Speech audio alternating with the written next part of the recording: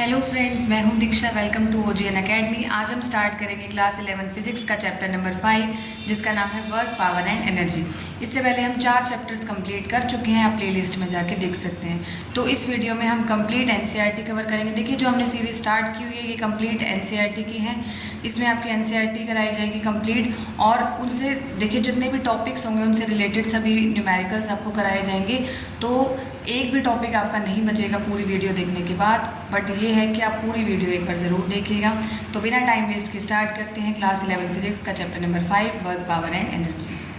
तो चलिए करते हैं स्टार्ट चैप्टर नंबर 5 जिसका नाम है वर्क, पावर एंड एनर्जी। देखिए, सबसे पहले हम सीखेंगे इसमें वर्क, पावर एंड एनर्जी हमारे चैप्टर का नाम है, लेकिन इस चैप्टर में देखो हमारे यूज़ होंगे स्केलर प्रोडक्ट यानी कि डॉट प्रोडक्ट की बात करेंगे, ठीक है। क्रॉस प्रोडक्ट की आगे बात करेंगे। तो इस चैप्टर में जो है डॉट प्रोडक्ट की बात की गई है। तो सबसे पहले हम समझेंगे कि डॉट प्रोडक्ट क्या होता है। देखो, स्केलर प्रोडक्ट या डॉट प्रोडक्ट, अगर दो वेक्टर्स हमारे पास, देखो दो वेक्टर्स, देखो ये ए वेक्टर है, ये बी वेक्टर है, ठीक है। सपोज कि जो बी वेक्टर है वो ए वेक्टर के साथ थीटा एंगल बना रहा है, ठीक है। जो बी वेक्टर है वो ए वेक्टर के साथ थीटा एंगल बना रहा है, ठीक है। तो इनका डॉट प्रोडक्ट अगर हमें फाइंड आउट करना है, डॉट प्रोडक्ट अगर फाइंड आउट करना है तो कैसे करेंगे। देखो, dot product of two vectors A and B, उसको हम कैसे डिफाइन करते हैं। डॉट प्रोडक्ट, देखो ए और बी का, जैसे दोनों वेक्टर्स का डॉट प्रोडक्ट निकालना है तो किसके इक्वल होता है। ए का मैग्नीट्यूड हो, मल्टीप्लाई करें बी के मैग्नीट्यूड से, और cos of the angle between the vectors, और कोस थीटा लेंगे। थीटा क्या होगा, angle between A vector and B vector. तो स्केलर प्रोडक्ट या डॉट प्रोडक्ट क्या होता है, मैग्नीट्यूड मल्टीप्लाई करेंगे magnitude of A and B, और किससे मल्टीप्लाई करेंगे, cosine of angle between them. और ये एंगल स्मॉल होना चाहिए। वैसे तो ए और बी के बीच में एंगल ये वाला भी है, बट हम जो स्मॉल एंगल बन रहा होगा ए और बी के बीच में वो एंगल लेंगे। तो ए डॉट बी को रिप्रेजेंट करते हैं ऐसे, ए वेक्टर डॉट बी वेक्टर, और इसको रीड करते हैं ए डॉट बी से। थीटा क्या है, ए और बी के बीच का एंगल है। तो मैग्नीट्यूड ऑफ ए, ये इसको ऐसे भी लिख सकते हैं, देखो बी कोस थीटा लिख दें कि बी का कंपोनेंट ए की डायरेक्शन में क्या है, बी कोस थीटा, तो ए इंटू बी कोस थीटा। तो डॉट प्रोडक्ट को लिखते कैसे हैं, ए का मैग्नीट्यूड, बी का magnitude, cos of angle between them. अब ये जो स्केलर प्रोडक्ट और जो डॉट प्रोडक्ट होता है उसकी प्रॉपर्टीज़ करेंगे, ठीक है। उसकी प्रॉपर्टीज़ करेंगे। पहली प्रॉपर्टी है कि जो डॉट प्रोडक्ट होता है वो कम्यूटेटिव होता है। कम्यूटेटिव का मतलब ए डॉट बी निकालो चाहे बी डॉट ए निकालो, दोनों सेम होता है। डिस्ट्रीब्यूटिव होता है डॉट प्रोडक्ट। इसका मतलब क्या होता है कि बी को, बी वेक्टर और एक और सी वेक्टर आ गया, उन दोनों को ऐड करो और ए के साथ डॉट प्रोडक्ट निकालो। वो किसके इक्वल होगा, ए डॉट बी निकाल लो प्लस ए डॉट सी निकालो, ये इक्वल होंगे। मतलब कहने का मतलब ये क्वांटिटी और ये अलग से निकालो, ये क्वांटिटी दोनों के इक्वल होंगे। तो डॉट प्रोडक्ट कैसा होता है, डिस्ट्रीब्यूटिव।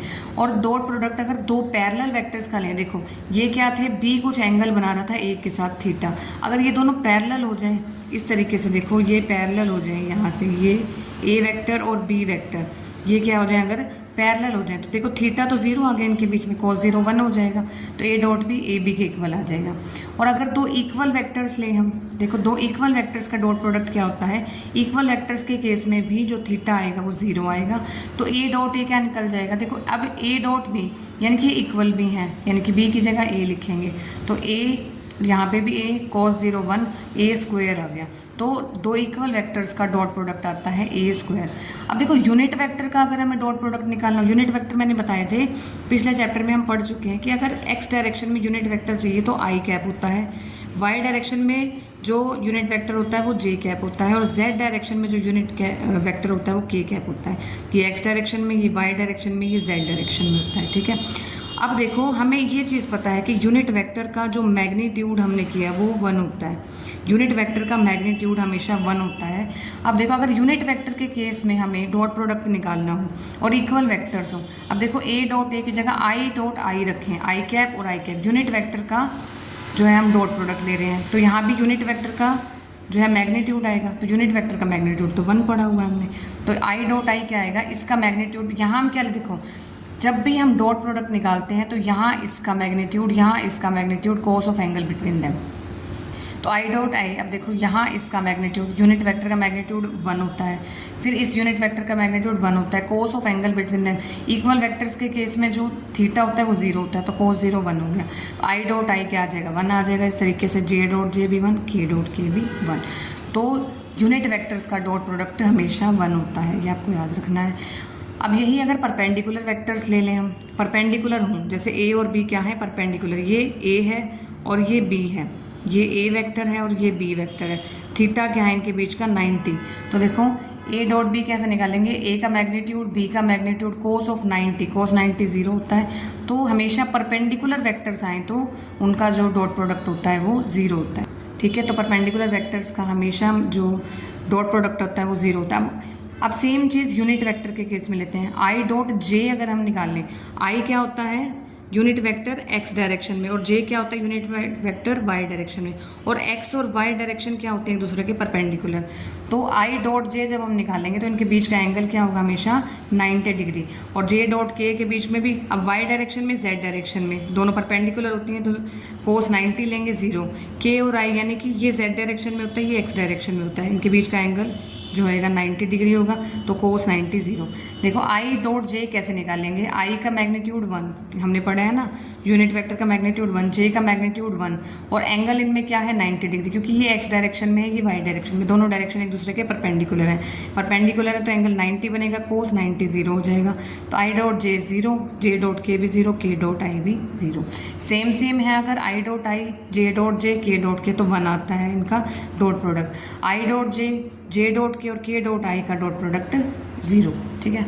अगर तो एंटी पैरेलल वेक्टर्स लेने हैं, मतलब डायरेक्शन ही अलग हो, सपोज देखो ये ए की डायरेक्शन है, ये बी की डायरेक्शन है, इनके बीच का एंगल कितना बन रहा है 180 डिग्री, तो थीटा क्या हो जाएगा 180 डिग्री, तो कोस 180 डिग्री -1 होता है, तो ए डॉट बी क्या आ जाएगा, ए का मैग्नीट्यूड बी का मैग्नीट्यूड कोस 180, कोस 180 होता है -1, तो माइनस ए भी आ जाएगा, दो एंटी पैरेलल वेक्टर्स का डॉट प्रोडक्ट।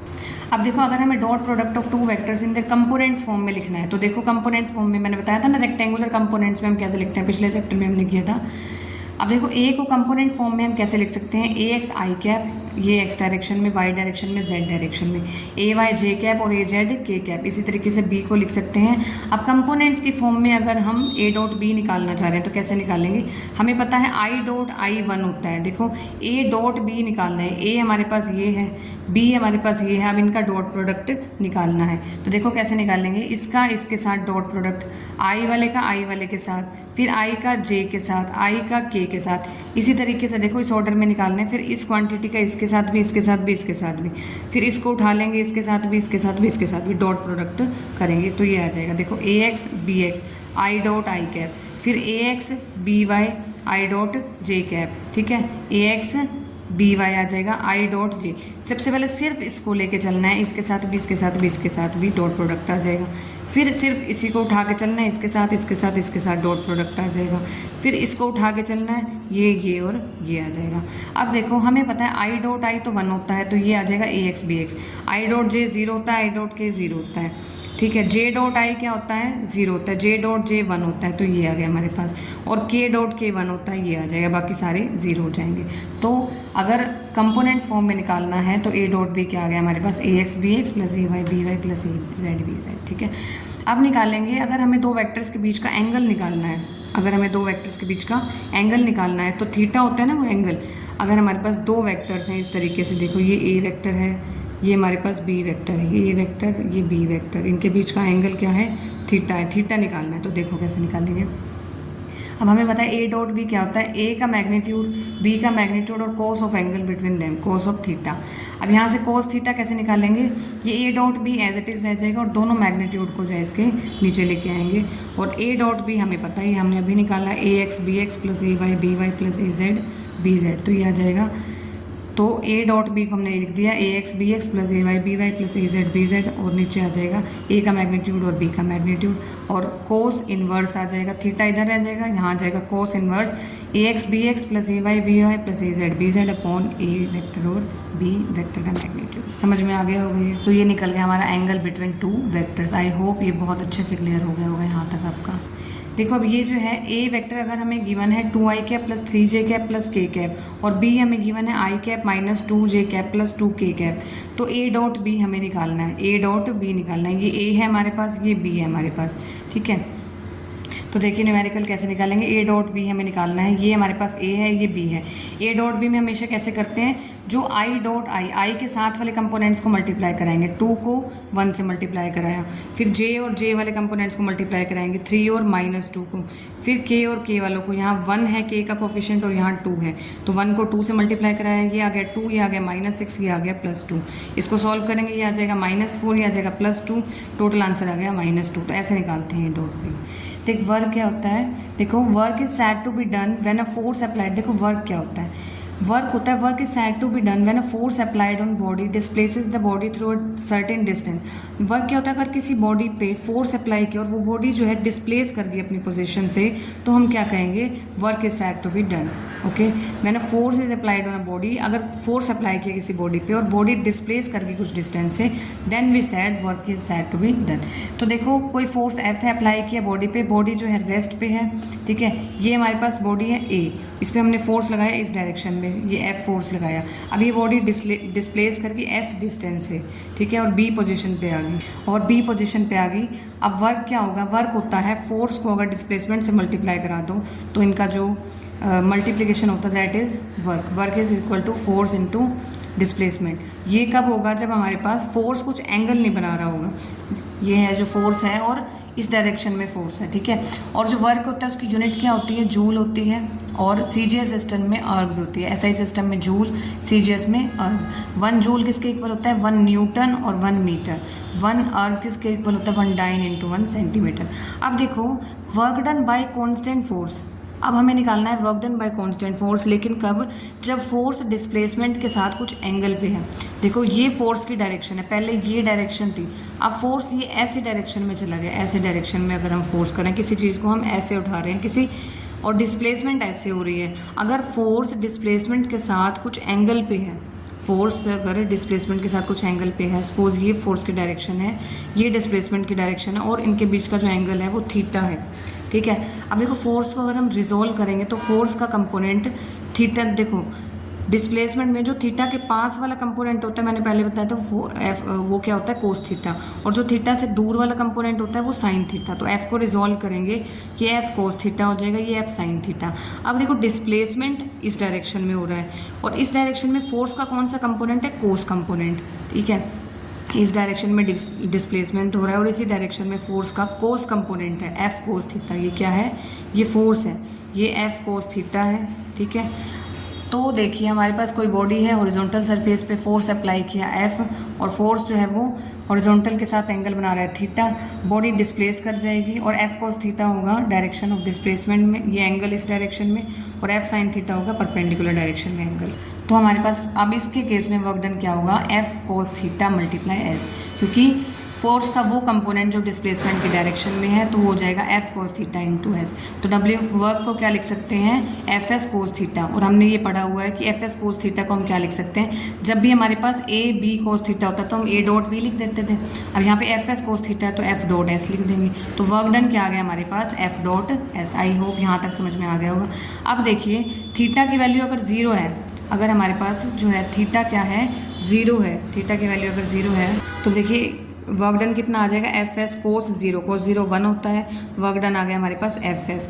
और यही हमारे पास थीटा की वैल्यू अगर 180 डिग्री है, 180 डिग्री है, तो एफ एस कोस 180 डिग्री, कोस 180 डिग्री हमेशा -1 होता है, तो वर्क डन कितना आ जाएगा, माइनस ऑफ एफ एस। और यही हमारे पास थीटा अगर 90 डिग्री है तो कोस 90 कितना होता है, 0, तो एफ एस कोस 90 यानी कि 0, तो वर्क डन आ जाएगा 0। इस तरीके से हमारे पास होता है ये पॉजिटिव वर्क। इस केस में देखो जब थीटा 0 लिया तो work positive of F S आया, जब थीटा 180 डिग्री लिया तो माइनस ऑफ एफ एस आया वर्क डन, और जब थीटा 90 डिग्री लिया तो 0 आया वर्क डन, ठीक है। नेक्स्ट हमारे पास टॉपिक है work done by variable force. अभी तक हम कर रहे थे constant force, work done bye constant था फोर्स, लेकिन जब फोर्स वेरी कर रहा है तो हम फोर्स लेंगे ग्राफ से, ठीक है। तो हमने कोई वेरिएबल फोर्स लिया, जो वेरिएबल फोर्स इस तरीके से है, ये कर्व से हम शो कर रहे हैं फोर्स को। वेरिएबल फोर्स लिया, किसी बॉडी पे एक्ट कर रहा है, और जो बॉडी है वो डिस्प्लेस करी किस डायरेक्शन में, अप्लाइड फोर्स की डायरेक्शन में। और अब हमने देखा कि जो फोर्स के बीच में और डिस्प्लेसमेंट के बीच में जो ग्राफ आएगा वो इस तरीके से है, ठीक है। ग्राफ कैसा है, ऐसा है। मैंने पहले भी पिछले चैप्टर्स में एक चीज़ बताई थी, जब भी हम ग्राफ लेते हैं फिर मैंने बताया था कि हम क्या करते हैं, कोई भी 2 पॉइंट्स कंसीडर कर लेते हैं। अब हमने ग्राफ पे ये 2 पॉइंट्स कंसीडर किए, ए और बी, तो यहाँ से हमने परपेंडिकुलर लाइंस ड्रॉ की, परपेंडिकुलर लाइंस हमने ड्रॉ की, ये और ये, ठीक है। अब हमारे पास देखो ये क्या बन गई, एक अगर हम इसे ये डिस्टेंस बहुत ही शॉर्ट डिस्टेंस लेंगे तो ये क्या आ जाएगा, एक तरह की, तो ये आ जाएगा एरिया अंडर द ग्राफ। अब देखो अब हमारे पास क्या होता है, अब आपको सीधा ये देखना है, देखो जब भी हम देखो हमने 2 पॉइंट्स कंसीडर किए तो हमने क्या लिया, एक स्मॉल सा एरिया ड्रॉ कर लिया, तो हमने क्या किया, स्मॉल सा एरिया ड्रॉ कर लिया। तो इस स्मॉल एरिया का देखो ये हमने स्मॉल एरिया लिया और इसका स्मॉल डिस्प्लेसमेंट क्या आ जाएगा, डेल्टा एक्स, स्मॉल डिस्प्लेसमेंट क्या आ जाएगा, डेल्टा एक्स। तो इस स्मॉल डिस्प्लेसमेंट का देखो अगर हमें वर्क डन निकालना है, इस स्मॉल डिस्प्लेसमेंट के लिए वर्क डन क्या आएगा, टोटल फोर्स मल्टीप्लाई डिस्प्लेसमेंट होता है वर्क, डिस्प्लेसमेंट क्या है इस इंटरवल में, डेल्टा एक्स, और स्मॉल इंटरवल का जो हमारे पास वर्क डन हो जाएगा वो डेल्टा डब्ल्यू हो जाएगा। स्मॉल इंटरवल की बात कर रहे हैं, इतना सा लिया हमने एरिया, सिर्फ इतने इंटरवल की बात कर रहे हैं, इतना सा हम ये कंसीडर करके चले जिसमें डिस्प्लेसमेंट है डेल्टा एक्स और फोर्स एफ एक्स होगा, और हमारे पास वर्क डन क्या आ जाएगा, delta W F x multiply delta x. और अब हमें ये पता है कि जब भी हमें वर्क डन अगर निकालना हो तो वो किसके इक्वल होगा, एरिया अंडर द ग्राफ, ठीक है। अब देखो अगर नेट वर्क डन निकालना, अभी तो हमने सिर्फ 2 पॉइंट्स कंसीडर किए, ये डिस्प्लेसमेंट कंसीडर किए, डेल्टा एक्स के लिए वर्क डन निकाला, और टोटल एक्स के लिए वर्क डन निकालेंगे तो क्या हो जाएगा, इसको इंटीग्रेट कर देंगे, इंटीग्रेट हो जाएगा एफ एक्स डी एक्स, ये इंटीग्रेट हो गया, एक्स आई से एक्स एफ जो है लिमिट्स आ जाएंगी, तो इनिशियल डिस्प्लेसमेंट हो जाएगा एक्स आई और फाइनल डिस्प्लेसमेंट हो जाएगा एक्स एफ, ये आ जाएगा एफ एक्स डी एक्स, ठीक है। वर्क डन आ जाएगा, और वर्क डन किसके इक्वल होगा, ये एरिया अंडर द ग्राफ, ये हम पढ़ चुके हैं पहले, ग्राफ से हमने डिस्कस किए थे, है ना। तो वर्क डन क्या आ जाएगा हमारे पास, ये इंटीग्रेट करेंगे, इसका इंटीग्रेट हो जाएगा, अब x के विद रिस्पेक्ट टू हो रहा है तो x इनिशियल से x फाइनल, और एफ एक्स अब हमने इसको क्या लिखा, डेल्टा एक्स को हम डी एक्स भी लिख सकते हैं, किसके इक्वल होगा, एरिया अंडर द ग्राफ। तो जब भी वेरिएबल फोर्स से अगर हमें वर्क डन निकालना है तो कैसे निकालेंगे, इंटीग्रेट करेंगे, लिमिट्स होंगी x इनिशियल से x final F x D X, और ये किसके इक्वल होगा, एरिया अंडर द ग्राफ, ठीक है। जो एरिया होगा ना वो उसके इक्वल होगा, ये फटाफट से नोट कर लीजिए या फिर स्क्रीनशॉट ले लीजिए इसका। नेक्स्ट टॉपिक आता है हमारे पास एनर्जी। अब देखिए एनर्जी क्या होता है, किसी भी बॉडी की एनर्जी क्या होती है, कैपेसिटी फॉर डूइंग वर्क। देखिए किसी की बॉडी में वर्क करने की कितनी कैपेसिटी होती है, वो होती है एनर्जी। जितनी हमारी बॉडी में एनर्जी होगी उतना ही तो हम वर्क कर सकेंगे। तो ये क्या है, एक दूसरे के पूरक हैं। सपोज ऐसे अगर हमें वर्क निकालना है या एनर्जी, तो एक दूसरे को क्या करते हैं, पूरक हैं। देखिए energy of body is capacity to for doing work, work is equal to energy, energy is equal to work, ठीक है। ऐसा ही यूनिट क्या होती है, जूल होती है। डायमेंशनल फॉर्मूला होता है एनर्जी का ml2t-2। और इस चैप्टर में हम डिस्कस करेंगे मैकेनिकल एनर्जी के बारे में। जो मैकेनिकल एनर्जी उसको डिनोट किया हमने ME। मैकेनिकल एनर्जी किसके इक्वल होती है, kinetic energy plus potential energy, ठीक है। अब हम बात करेंगे काइनेटिक एनर्जी के बारे में। काइनेटिक एनर्जी होती है, देखो जो मोशन की वजह से एनर्जी होती है ना किसी भी बॉडी में, अगर कोई भी बॉडी जो है मोशन में है उसके कारण उसमें जो एनर्जी है वो होती है काइनेटिक एनर्जी, ठीक है। और हर एक मूविंग बॉडी के पास क्या होती है, काइनेटिक एनर्जी होती है। जैसे एग्जांपल है flowing water possess kinetic energy which is use to run water mills. और मूविंग व्हीकल्स होते हैं उनके पास भी काइनेटिक एनर्जी होती है, ठीक है। देखो अगर मूविंग व्हीकल के सामने आप खड़े हो जाओ तो एक्सीडेंट हो सकता है ना, क्योंकि वो मूव करे, मोशन की वजह से उसमें एनर्जी है। और अगर उसके आगे कोई आ जाएगा मूविंग व्हीकल के आगे तो क्या होगा, उसको हार्म होगा, एक्सीडेंट हो जाएगा।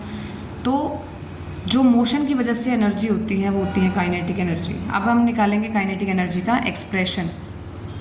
एक्सप्रेशन देखो हम कैसे फाइंड आउट करते हैं। सबसे पहले हमने कोई बॉडी ली जिसका मास है m, इनिशियली वो रेस्ट पे है। देखो हमारे पास 2 टाइप की वेलोसिटी होती हैं, ये मैंने पहले भी बताया हुआ, हम पहले वाले चैप्टर्स में कर चुके हैं। एक वेलोसिटी इनिशियल वेलोसिटी होती है, एक फाइनल वेलोसिटी होती है, ठीक है। कोई बॉडी ली जिसका मास m है, इनिशियली रेस्ट पे है, मतलब इनिशियल वेलोसिटी 0 है, u को हम 0 लेके चले और कांस्टेंट फोर्स F हमने अप्लाई किया उस बॉडी पे, जिसकी वजह से बॉडी ने मूव करना शुरू कर दिया और उसकी एक्सेलरेशन आ गई a। और हमें ये रिलेशन पता है Newton second law of motion कि F क्या होता है, force is equal to mass into acceleration. अब देखो हमने कहा कि जब बॉडी क्या थी, रेस्ट पे थी, हमने फोर्स अप्लाई किया, वो मूव करने लगी किस वेलोसिटी से, v वेलोसिटी से, ठीक है। और एक्सेलरेशन आ गया a। अब हमें इक्वेशन ऑफ मोशन पता है, v² माइनस u² किसके इक्वल होती है, 2as के इक्वल होती है। u तो हमारे पास 0 है तो v² किसके इक्वल आ जाएगा, 2as के इक्वल। यहाँ से एक्सेलरेशन निकालेंगे तो v²/2s आ जाएगा। और फोर्स हमें पता है मास इंटू एक्सेलरेशन होता है, एक्सेलरेशन की वैल्यू यहाँ पुट कर दो, ठीक है। फोर्स क्या आ जाएगा, मास इंटू एक्सेलरेशन है v²/2s, ठीक है। और अगर हम वर्क डन निकालते हैं, वर्क डन क्या होता है, फोर्स इंटू डिस्प्लेसमेंट, तो mv²/2s इंटू डिस्प्लेसमेंट s आ गया। वर्क डन क्या आ गया हमारे पास, s से s कैंसिल आउट हो गया, वर्क डन आ गया mv²/2। और वर्क डन हमने क्या पढ़ा था, वर्क डन और एनर्जी क्या होते हैं, इक्वल होते हैं। Energy of body is its capacity for doing work, तो वर्क और एनर्जी क्या होते हैं, इक्वल होते हैं। तो वर्क इक्वल आ जाएगा यहाँ पे, this work appears as kinetic energy, तो काइनेटिक एनर्जी आ गई हमारी ½ mv²। बहुत इंपॉर्टेंट है ये expression for kinetic energy. Kinetic energy होती है ½ mv²। ये डिफाइन किया हुआ है इलेक्ट्रॉन वोल्ट। देखो इलेक्ट्रॉन वोल्ट क्या होता है, एनर्जी एक्वायर्ड बाय 1 इलेक्ट्रॉन। ये वैसे मेन जो है 12th का कॉन्सेप्ट है ये, एक इलेक्ट्रॉन कितनी एनर्जी एक्वायर करेगा जब ये 1 वोल्ट के पोटेंशियल डिफरेंस से पास करेगा। तो ये आप ये स्किप कर सकते हो, 12th में पढ़ेंगे। नेक्स्ट आता है हमारे पास वर्क एनर्जी थ्योरम। अब देखो ये थ्योरम क्या स्टेट करती है कि वर्क डन बाय फोर्स, जो वर्क डन होगा किसी फोर्स से वो किसके इक्वल होगा, change in kinetic energy of body, change in kinetic energy के इक्वल होगा वर्क, ठीक है। देखो कैसे निकालते हैं, कोई बॉडी ली जिसकी मास m है, u वेलोसिटी से मूव कर रही है और f फोर्स उस पर अप्लाई किया। किसी भी बॉडी पे हमने f फोर्स अप्लाई किया, अब ये एक्सेलरेट कर जाएगी a एक्सेलरेशन से। ये रिलेशन हमें पता है, force is equal to mass into acceleration. अब देखो जब किसी बॉडी पे फोर्स f अप्लाई किया तो s डिस्प्लेसमेंट से मूव कर जाएगी, s डिस्टेंस कवर कर जाएगी। तो वर्क डन क्या होता है हमारे पास, फोर्स इंटू डिस्प्लेसमेंट, और फोर्स किसके इक्वल है, मास इंटू एक्सेलरेशन। तो वर्क डन आ गया MAS आ गया। और हमने ये इक्वेशन ऑफ मोशन पढ़ी हुई है कि v² - u² 2as के इक्वल होती है। यहाँ से एक्सेलरेशन निकालेंगे तो v² - u²/2s आ जाएगी। अब एक्सेलरेशन की जगह देखो MAS था, एक्सेलरेशन की जगह ये पुट कर दो v² - u²/2s, मास और displacement as it is, s से s कैंसिल आउट हो गया। तो यहाँ से s से s कैंसिल आउट हो गया, हमारे पास आ गया ½ mv² - ½ mu²। तो final kinetic energy minus initial kinetic energy, work done किसके इक्वल आ गया, चेंज इन काइनेटिक एनर्जी। समझ में आ गया होगा ये। तो ये है work energy theorem. Work energy theorem क्या बताती है, work done by force equals to change in kinetic energy. Change in kinetic energy मतलब final kinetic energy minus initial kinetic energy. I hope ये सबको समझ में आ गया होगा। नेक्स्ट है work energy theorem for variable force. अब हमारे पास यही चीज़ है वेरिएबल फोर्स के लिए, पहले कांस्टेंट फोर्स था, अब वेरिएबल फोर्स है। तो देखो काम वही करना है। तो देखो डेरिवेशन की शुरुआत कैसे करेंगे, काइनेटिक एनर्जी होती है ½ mv², ठीक है। हमने अभी पढ़ा ना, काइनेटिक एनर्जी का एक्सप्रेशन पढ़ा था, ½ mv² होता है। यहाँ से डिफ्रेंशिएट कर दो काइनेटिक एनर्जी को, d/dt यहाँ किया, d/dt यहाँ किया। अब देखो कांस्टेंट तो बाहर आ जाएगा, ½ m बाहर आ जाएगा, और v² का डिफ्रेंशिएशन क्या आएगा, 2 आगे आ जाएगा। डिफ्रेंशिएशन के रूल पढ़ा रखे हैं ना, तो 2 आगे 2v और v का हो जाएगा dv/dt। तो यहाँ से d/dt ऑफ काइनेटिक एनर्जी किसके इक्वल आ गया, mv2 से 2 कैंसिल हो गया, तो कितना आ गया ये mv dv/dt। अब dv/dt किसके इक्वल होता है, एक्सेलरेशन के इक्वल होता है। तो d/dt ऑफ काइनेटिक एनर्जी किसके इक्वल आ जाएगा, m, और ये आ गया एक्सेलरेशन MAV आ गया। तो d/dt ऑफ काइनेटिक एनर्जी को क्या लिख सकते हैं, देखो फोर्स किसके इक्वल होता है, मास इनटू एक्सेलरेशन, तो इसको फोर्स लिख देंगे F.v। तो हमारे पास देखो क्या गया, और v को हम क्या लिख सकते हैं, dx/dt, तो F dx/dt आ गया। यहाँ से देखो dt से dt कैंसिल हो गया, d ऑफ काइनेटिक एनर्जी किसके इक्वल आ गया, F इंटू dx, ठीक है। अब यहाँ से देखो दोनों तरफ इंटीग्रेट करेंगे और इधर आएंगे काइनेटिक एनर्जी की limits, kinetic energy initial, kinetic energy final, integrate किया दोनों साइड। यहाँ x के लिमिट आएंगे, x इनिशियल x फाइनल, यहाँ kinetic energy initial, kinetic energy final. तो F dx आ गया, F dx को हमने यहाँ लिख दिया xi से fx, और काइनेटिक एनर्जी का इंटीग्रेशन, d से इंटीग्रेशन कैंसिल, काइनेटिक एनर्जी की लिमिट्स पुट करेंगे, kinetic energy final minus kinetic energy initial, और ये होता है वर्क डन। ये किसके इक्वल होता है, work done by variable force. तो यहाँ से हमारे पास क्या आ जाएगा कि वर्क डन किसके इक्वल आ गया, kinetic energy final minus kinetic energy initial, ठीक है। तो ये वर्क डन आ गया, work done by variable force, और ये आ गया kinetic energy final minus kinetic energy initial. तो ये आ गई वर्क एनर्जी थ्योरम। वर्क किसके इक्वल आ गया, चेंज इन काइनेटिक एनर्जी। तो देखिए वर्क डन क्या आ गया, ½ mv² - ½ mu², change in kinetic energy. Next आती है हमारे पास पोटेंशियल एनर्जी। पोटेंशियल एनर्जी क्या होती है, एनर्जी पोजेस्ड बाय बॉडी। अब देखो काइनेटिक एनर्जी क्या आती है, मोशन की वजह से जो ऑब्जेक्ट की एनर्जी होती है वो काइनेटिक एनर्जी होती है, और पोजीशन की वजह से जो एनर्जी होती है वो होती है, पोजीशन या शेप की वजह से जो एनर्जी होती है बॉडी में वो होती है पोटेंशियल एनर्जी। जैसे देखो कोई बॉडी है, जैसे कोई बॉल है, वो एक हाइट पे लेके गए हम। अब हाइट पे ले जाने के बाद जब उस बॉल को ड्रॉप करेंगे तो वो क्या करेगी, मान लो कोई दूसरा ऑब्जेक्ट पड़ा हुआ नीचे, तो उसको क्या करेगा, डिस्प्लेस करेगा। तो मतलब पोजीशन की वजह से जो एनर्जी आती है किसी भी बॉडी में वो होती है पोटेंशियल एनर्जी। ठीक है, पोटेंशियल एनर्जी को हम स्टोर्ड एनर्जी भी बोलते हैं किसी भी ऑब्जेक्ट में, और क्योंकि स्टोर्ड एनर्जी के पास पोटेंशियल होता है टू डू वर्क, इसलिए इसको बोलते हैं पोटेंशियल एनर्जी। जैसे एग्जाम्पल है कि कोई बॉल है, अगर उसको प्लेस किया ओवर अ टेबल, अगर उसको फोल्ड करते हैं किसी और दूसरी बॉल पे जो फ्लोर पे रेस्ट कर रही है, तो ये बॉल क्या करेगी, जो रेस्ट कर रही थी वो डिस्प्लेस हो जाएगी। इसका मतलब जो बॉल ऊपर लेके गए थे उसके पास क्या थी, एनर्जी थी, उसका नाम होगा पोटेंशियल एनर्जी। तो पोजीशन या शेप की वजह से जो एनर्जी आती है किसी भी बॉडी में होती है पोटेंशियल एनर्जी। एन एप्पल और a mango hanging from the branch of a tree has potential energy. ठीक है, अब बात करते हैं टाइप्स ऑफ पोटेंशियल एनर्जी। एक बात करेंगे ग्रेविटेशनल पोटेंशियल एनर्जी की, एक बात करेंगे स्प्रिंग की एनर्जी के बारे में। ठीक है, तो ग्रेविटेशनल पोटेंशियल एनर्जी के बारे में बात करेंगे। देखो, energy possessed by body by virtue of its height, जो हाइट की वजह से एनर्जी होती है ना किसी भी बॉडी में, और अब हाइट क्या होगी, above the surface of earth. ठीक है, वो होती है ग्रेविटेशनल पोटेंशियल एनर्जी। अब देखो कैसे निकालते हैं। देखो हमने क्या लिया, कोई ब्लॉक लिया जिसका मास m है, उसको हम एक हाइट पे लेके गए h। ठीक है, अब देखो उसको हाइट पे लेके जाने के लिए फोर्स भी तो लगा होगा, और वो फोर्स किसके इक्वल होगा, ग्रेविटेशनल फोर्स को क्या करना चाहिए, कंपनसेट करना चाहिए। ठीक है, ग्रेविटेशनल फोर्स क्या होता है, mg के इक्वल होता है। और जो एक्सटर्नल फोर्स है, जो हम देखो किसी बॉडी को हम ऊपर की डायरेक्शन में लेके गए, ठीक है, तो ग्रेविटी के अपोज में लेके गए ना उसको। ठीक है, तो अप्लाइड फोर्स क्या होगा, F होगा, वो एग्जैक्टली किसके इक्वल होगा, जो देखो जो फोर्स जो हमने अप्लाई किया वो एग्जैक्ट किसके इक्वल होगा, ग्रेविटेशनल फोर्स के। तो वर्क डन क्या होता है, देखो फोर्स और डिस्प्लेसमेंट का डॉट प्रोडक्ट, यानी कि डिस्प्लेसमेंट कितना हुआ, h हाइट से हुआ। देखो इस ब्लॉक को अगर ऊपर लेके गए, ये ऊपर लेके जा रहे हैं, तो F फोर्स लगा होगा। ठीक है, और कितना डिस्प्लेसमेंट हुआ, अब इनके बीच का डिस्प्लेसमेंट कितना है, हाइट h, तो हमारे पास वर्क डन क्या आ जाएगा, FH। और कोस क्या है, इनके बीच का एंगल क्या है, देखो ये जिस डायरेक्शन में फोर्स है उसी डायरेक्शन में हाइट भी वही है, तो जो थीटा एंगल है वो कितना हो जाएगा, 0। तो एंगल हो जाएगा 0, तो वर्क डन कितना आ जाएगा, FH। और फोर्स किसके इक्वल है, और ये जो अप्लाइड फोर्स है वो एग्जैक्टली किसको काउंटर बैलेंस करेगा, किसके अपोजिट लग रहा है, किसके अपोजिट, ग्रेविटेशनल फोर्स के अपोजिट। तो ये भी mg के इक्वल है, ये भी क्या हो जाएगा, mg के इक्वल। तो हमारे पास देखो वर्क डन किसके इक्वल आ गया, फोर्स क्या है, mg के इक्वल, तो वर्क डन आ गया हमारे पास mgh। और this work is stored as, अब ये वर्क हमेशा एनर्जी का काम करता है, यहाँ पे पोटेंशियल एनर्जी का काम करेगा क्योंकि हाइट पे लेके गए हैं ना हम। तो this work is stored as potential energy. Potential energy की वैल्यू अब हमेशा याद रखोगे, mgh होती है, mgh होती है। ठीक है, अब देखो अगर हम बात करें ग्रेविटी की, ग्रेविटी क्या कर रही थी, नीचे खींच रही थी, उसकी वजह से जो वर्क डन लगा। अब देखो ग्रेविटी इस डायरेक्शन में लग रही है और डिस्प्लेसमेंट यानी कि हाइट उस ऊपर की डायरेक्शन में, तो इनके बीच का एंगल क्या हो गया, 180 डिग्री का। तो ग्रेविटी की वजह से अगर हम बात करें वर्क डन क्या होगा, Fg.h हो जाएगा, ग्रेविटेशनल फोर्स Fg, इनके बीच का एंगल। देखो ये था कि अप्लाइड फोर्स ऊपर की डायरेक्शन में है और डिस्प्लेसमेंट भी ऊपर की डायरेक्शन में, तो थीटा 0। जब ग्रेविटी नीचे की डायरेक्शन में एक्ट करी, डिस्प्लेसमेंट ऊपर की डायरेक्शन में एक्ट करी, तो थीटा 180 डिग्री आ जाएगा। तो वर्क डन आ जाएगा FGH यानी कि -mgh। तो देखो ये वर्क डन कितना आ गया, -mgh। और पोटेंशियल एनर्जी हमने जो निकाली थी वो आई थी mgh।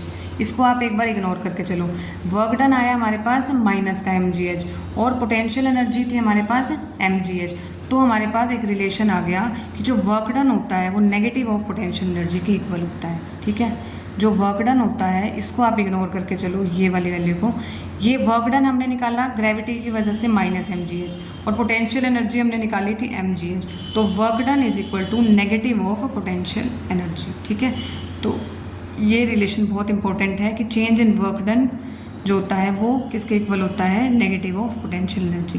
तो change in gravitational potential energy किसके इक्वल होता है, change in gravitational potential is equal to negative of work done लिख लो, या work done is equal to negative of change in potential energy. इसको ऐसे भी लिख सकते हैं ना। अब देखो चेंज इन वर्क डन किसके इक्वल है, वर्क डन क्या था, -mgh के इक्वल। अब -mg, अगर एक हाइट, दो हाइट की अगर हम बात करें, एक सर्टेन हाइट h1 है और एक हाइट h2 है, तो चेंज इन वर्क डन क्या आ जाएगा, -mgh2 -h1। तो माइनस को अंदर लेके आएंगे, -mgh2 + mgh1 हो जाएगा। अब mgh होता है पोटेंशियल एनर्जी, तो mgh होता है ना पोटेंशियल एनर्जी, तो ये mgh पोटेंशियल एनर्जी, ये प्लस का u1 आ जाएगा, और mgh ये h2 है तो u2 आ जाएगा, नेगेटिव साइन ये बाहर है, तो u1 - u2 आ गया। और U2 minus U1 delta U के इक्वल होता है, यहाँ U1 माइनस U2 है तो नेगेटिव ऑफ पोटेंशियल एनर्जी। बस आपको ये याद रखना है कि वर्क डन माइनस mgh है, पोटेंशियल एनर्जी प्लस mgh है, तो work done is equal to negative of potential energy. ठीक है, बस ये याद रखना है आपको। नेक्स्ट है रिलेशन बिटवीन फोर्स और पोटेंशियल एनर्जी फंक्शन के बीच का रिलेशन हम निकालेंगे। देखो हमें पता है वर्क डन किसके इक्वल होता है, फोर्स इनटू डिस्प्लेसमेंट के, और एक रिलेशन हमें ये पता है कि work done is equal to negative of potential energy. मतलब इन दोनों के बीच में नेगेटिव का एक होता है कि potential energy negative of work done के इक्वल है, चाहे उल्टा लिख लो, work done negative of potential energy की बात है। अब देखो वर्क डन की जगह हम लिख सकते हैं minus of delta U, change in potential energy. You का मतलब समझ रहे हो ना, डेल्टा यू है change in potential energy, change in potential energy. तो डेल्टा डब्ल्यू को हमने लिख दिया negative of delta U, change in potential energy. जो नेगेटिव है वो यहाँ आ गया, तो डेल्टा यू किसके इक्वल आ गया, minus of F delta x. तो एफ क्या आ गया, देखो ये निकालेंगे तो minus of delta U upon delta x, और ये डिफरेंस को हम ऐसे भी लिख सकते हैं, F is equal to minus D U upon D X. X axis के केस में, वाई एक्सिस के केस में वाई आ जाएगा, जेड के केस में जेड। तो ये रिलेशन आ जाएगा हमारे पास किसके बीच में, फोर्स और पोटेंशियल एनर्जी फंक्शन के बीच में रिलेशन क्या होता है, F is equal to minus D U upon D X. समझ में आ गया रिलेशन क्या होता है, फोर्स और पोटेंशियल एनर्जी फंक्शन क्या होता है, डी यू होता है ना, इनके बीच का रिलेशन आ गया F is equal to minus D U upon D X. ये एक्स एक्सिस के केस में, वाई के केस में minus D U upon D Y, Z के केस में minus D U upon D Z. अब देखो दो टाइप की एनर्जी के बाद पोटेंशियल एनर्जी की बात की थी हमने, एक तो ग्रेविटेशनल पोटेंशियल एनर्जी की बात कर चुके हैं, नेक्स्ट है पोटेंशियल एनर्जी ऑफ स्प्रिंग की अगर बात करें। देखो स्प्रिंग है, ये स्प्रिंग है, स्प्रिंग को हम स्ट्रेच भी कर सकते हैं, कंप्रेस भी कर सकते हैं नॉर्मल पोजीशन से। ठीक है, सपोज हमने स्प्रिंग को ऐसे स्ट्रेच किया, ये पहले यहाँ था, इसको ऐसे खींच लिया और यहाँ लेके गए स्प्रिंग को, तो ये एक्स डिस्प्लेसमेंट से क्या हो गया, यहाँ से हमने स्ट्रेच किया। ठीक है, तो एक्स डिस्प्लेसमेंट एक्स आ गई। अब देखो जब भी हम स्ट्रिंग को क्या करते हैं, खींचते हैं या कंप्रेस करते हैं, तो देखो ये अपनी पोजीशन को मेंटेन करने के लिए एक फोर्स लगाता है। कौन सा फोर्स, रीस्टोरिंग फोर्स, और ये अप्लाइड फोर्स से हमेशा अपोजिट डायरेक्शन में लगता है। अगर हम इस डायरेक्शन में, देखो इस डायरेक्शन में अगर हम फोर्स लगा रहे हैं ऐसे, तो रीस्टोरिंग फोर्स इस डायरेक्शन में लगेगा, अपोजिट डायरेक्शन में रीस्टोरिंग फोर्स लगेगा। ठीक है, तो रीस्टोरिंग फोर्स क्या होता है, हमेशा अपोजिट डायरेक्शन में लगता है। किस डायरेक्शन के, जो डिस्प्लेसमेंट की अपोजिट वाली डायरेक्शन है। ठीक है, और ये रीस्टोरिंग फोर्स की वैल्यू होती है F is equal to minus K X, और यही अगर फोर्स की वैल्यू लेंगे तो इसके अपोजिट होता है, तो एफ एक्सटर्नल आ जाएगा के एक्स के इक्वल। ठीक है, अब देखो अगर हमें स्ट्रिंग के केस में जैसे हमने स्ट्रेच किया या हमने कंप्रेस किया, तो देखो ये पोजीशन थी, कंप्रेस मतलब उस तरफ लेके गए, कंप्रेस इस तरफ, तो रीस्टोरिंग फोर्स अपोजिट डायरेक्शन में लगेगा, इस डायरेक्शन में। देखो जब हम इस डायरेक्शन में फोर्स लगा रहे हैं तो रीस्टोरिंग फोर्स इस डायरेक्शन में। जब फोर्स एक्सटर्नल फोर्स को हम कंप्रेस, देखो यहाँ से कंप्रेस कर रहे हैं, एक्सटर्नल फोर्स इस डायरेक्शन में, तो रीस्टोरिंग फोर्स इस डायरेक्शन में लगेगा। ठीक है, अब देखो हमारे पास ये फोर्स की वैल्यू आ गई, तो वर्क डन क्या होता है, force into displacement, force into displacement, और सेम डायरेक्शन में थीटा जीरो लगता है। तो देखो वर्क डन की वैल्यू क्या आ जाएगी, F external multiply F external का डॉट प्रोडक्ट डी एक्स के साथ, तो F external magnitude D X और cos of angle between them, cos angle क्या आ जाएगा 0 डिग्री, तो एफ एक्सटर्नल कोस 0 1 होता है, ये डी एक्स आ गया। एफ एक्सटर्नल की वैल्यू तो के एक्स थी, तो के एक्स डी एक्स आ गया, तो डी डब्ल्यू यानी कि change in work done, total work done कैसे निकालते हैं, इंटीग्रेट कर देंगे दोनों साइड, तो इंटीग्रेट किया यानी कि के एक्स डी एक्स का इंटीग्रेशन किया, 0 से x लिमिट आ जाएगी, तो के एक्स स्क्वेयर बाई 2 आ जाएगा। ऐसे करते हैं ना इंटीग्रेशन, एक्स स्क्वेयर बाई 2 आ जाएगा, तो हाफ के एक्स स्क्वेयर, और this work done is stored as potential energy. Work done और पोटेंशियल एनर्जी की वैल्यू क्या आ जाएगी, हाफ के एक्स स्क्वेयर। स्प्रिंग के केस में पोटेंशियल एनर्जी आ गई हाफ के एक्स स्क्वेयर। अब ये के क्या होता है, स्प्रिंग कांस्टेंट, और ये किसके इक्वल होता है, फोर्स पर यूनिट डिस्प्लेसमेंट। ठीक है, एक्स को उस तरफ लेके गए, तो स्प्रिंग कांस्टेंट के होता है force per unit displacement. Next है हमारे पास law of conservation of mechanical energy. देखो मैकेनिकल एनर्जी होती है total of kinetic energy plus potential energy, total energy होती है मैकेनिकल एनर्जी। अब हमें करना है conservation of mechanical energy. Conservation का मतलब देखो समझो कि इनिशियल मैकेनिकल एनर्जी किसके इक्वल होगी, फाइनल मैकेनिकल एनर्जी, और मैकेनिकल एनर्जी होती है kinetic energy plus potential energy. मतलब जो इनका एडिशन है kinetic energy plus potential energy वो सेम रहेगा। ठीक है, वो क्या रहेगा, सेम रहेगा for isolated system. Isolated system का मतलब होता है कि उस सिस्टम पे कोई अदर फोर्स एक्ट ना कर रहा हो, तो मैकेनिकल एनर्जी जो है कांस्टेंट रहेगी किसी भी बॉडी की। अब देखो कोई बॉडी है अगर वो फ्रीली फॉल कर रही है, तो हमें एक रिलेशन पता है, वर्क डन किसके इक्वल होता है, negative of change in potential energy. तो change in potential energy negative as it is रहा, इस डेल्टा यू को हम U2 माइनस U1 लिख सकते हैं, U1 क्या है, इनिशियल ग्रेविटेशनल पोटेंशियल एनर्जी, और ये फाइनल ग्रेविटेशनल पोटेंशियल एनर्जी। ये समझते हो ना, इनिशियल और फाइनल पोटेंशियल एनर्जी, ठीक है। अब देखो, अब हमें एक चीज़ पता है कि काइनेटिक एनर्जी थ्योरम क्या कहती है कि जो वर्क डन होता है किसी बॉडी पे वो चेंज इन काइनेटिक एनर्जी के इक्वल होता है, चेंज इन काइनेटिक एनर्जी के इक्वल होता है। तो work done is equal to change in kinetic energy, यानी कि K2 - K1, initial kinetic energy, final kinetic energy. ये भी वर्क डन, ये भी वर्क डन। तो -U2 - U1 किसके इक्वल है, K2 - K1 के। तो -U2 + U1 आ गया। तो यहाँ से देखो K1 को इधर ले आओ, K1 + U1, K2 + U2 आ जाएगा। तो kinetic energy plus potential energy, initial mechanical energy, ये वाली K2 + U2 final mechanical energy. तो ये क्या हो जाएगा, देखो काइनेटिक एनर्जी और प्लस पोटेंशियल एनर्जी, ये हो जाएगा इनिशियल और फाइनल के आगे इक्वल आ गई। तो ये क्या आ गई, कंजर्व आ गई, लॉ ऑफ कंजर्वेशन। अब देखिए नेक्स्ट टॉपिक है हमारे पास conservation of mechanical energy of freely falling body. अब हमारे पास कोई फ्रीली फॉलिंग बॉडी है, उसका कंजर्वेशन हमें करना है, conservation of mechanical energy of freely falling body. अब देखो फ्रीली फॉलिंग बॉडी है, उसको हम देखो 3 पोजीशन पे लेके आए। एक बॉडी है जिसका मास m है, इनिशियली वो रेस्ट पे थी, ठीक है, और हम A पोजीशन पे उसको लेके गए। अब बॉडी A पोजीशन पे है सबसे पहले। अब देखो हमें क्या करना है, मैकेनिकल एनर्जी निकालनी है A पोजीशन पे भी, B पोजीशन पे भी और C पोजीशन पे भी। पहला स्टेप लिया हमने, A पोजीशन पे लिया। देखो जब कोई भी बॉडी एक सर्टेन हाइट पे है, देखो ये पूरी हाइट कितनी है हमारे पास, h है, ठीक है, ये पूरी हाइट है h हमारे पास, ठीक है। जब बॉडी A पोजीशन पे है, तब मैंने बताया था कि जब हाइट पे होती है कोई भी बॉडी, तब उसके पास सिर्फ पोटेंशियल एनर्जी होती है। तो यहाँ पे काइनेटिक एनर्जी 0, काइनेटिक एनर्जी यानी कि ½ mv² 0, और पोटेंशियल एनर्जी होती है, पोटेंशियल एनर्जी होती है mgh। तो kinetic energy plus potential energy है mgh। हमें कंजर्वेशन देखना है कि हर केस में एनर्जी सेम आनी चाहिए। अब हम लेके चले कि बॉडी जो है B पोजीशन पे आ गई, यहाँ से यहाँ थी पहले, अब B पे ले आए हम, ठीक है, यानी कि कितना डिस्प्लेसमेंट कवर करके आई बॉडी, x डिस्प्लेसमेंट, ठीक है। तो अब देखो यहाँ से यहाँ आई बॉडी, ठीक है, तो यानी कि मूव तो कर रही है बॉडी, इनिशियल वेलोसिटी 0 से मूव कर रही है और फाइनल वेलोसिटी क्या है, u है। तो हमें पता है v² - u² 2as के इक्वल होते हैं, इनिशियल वेलोसिटी 0, ठीक है, और फाइनल वेलोसिटी हम मान के चले v1 है।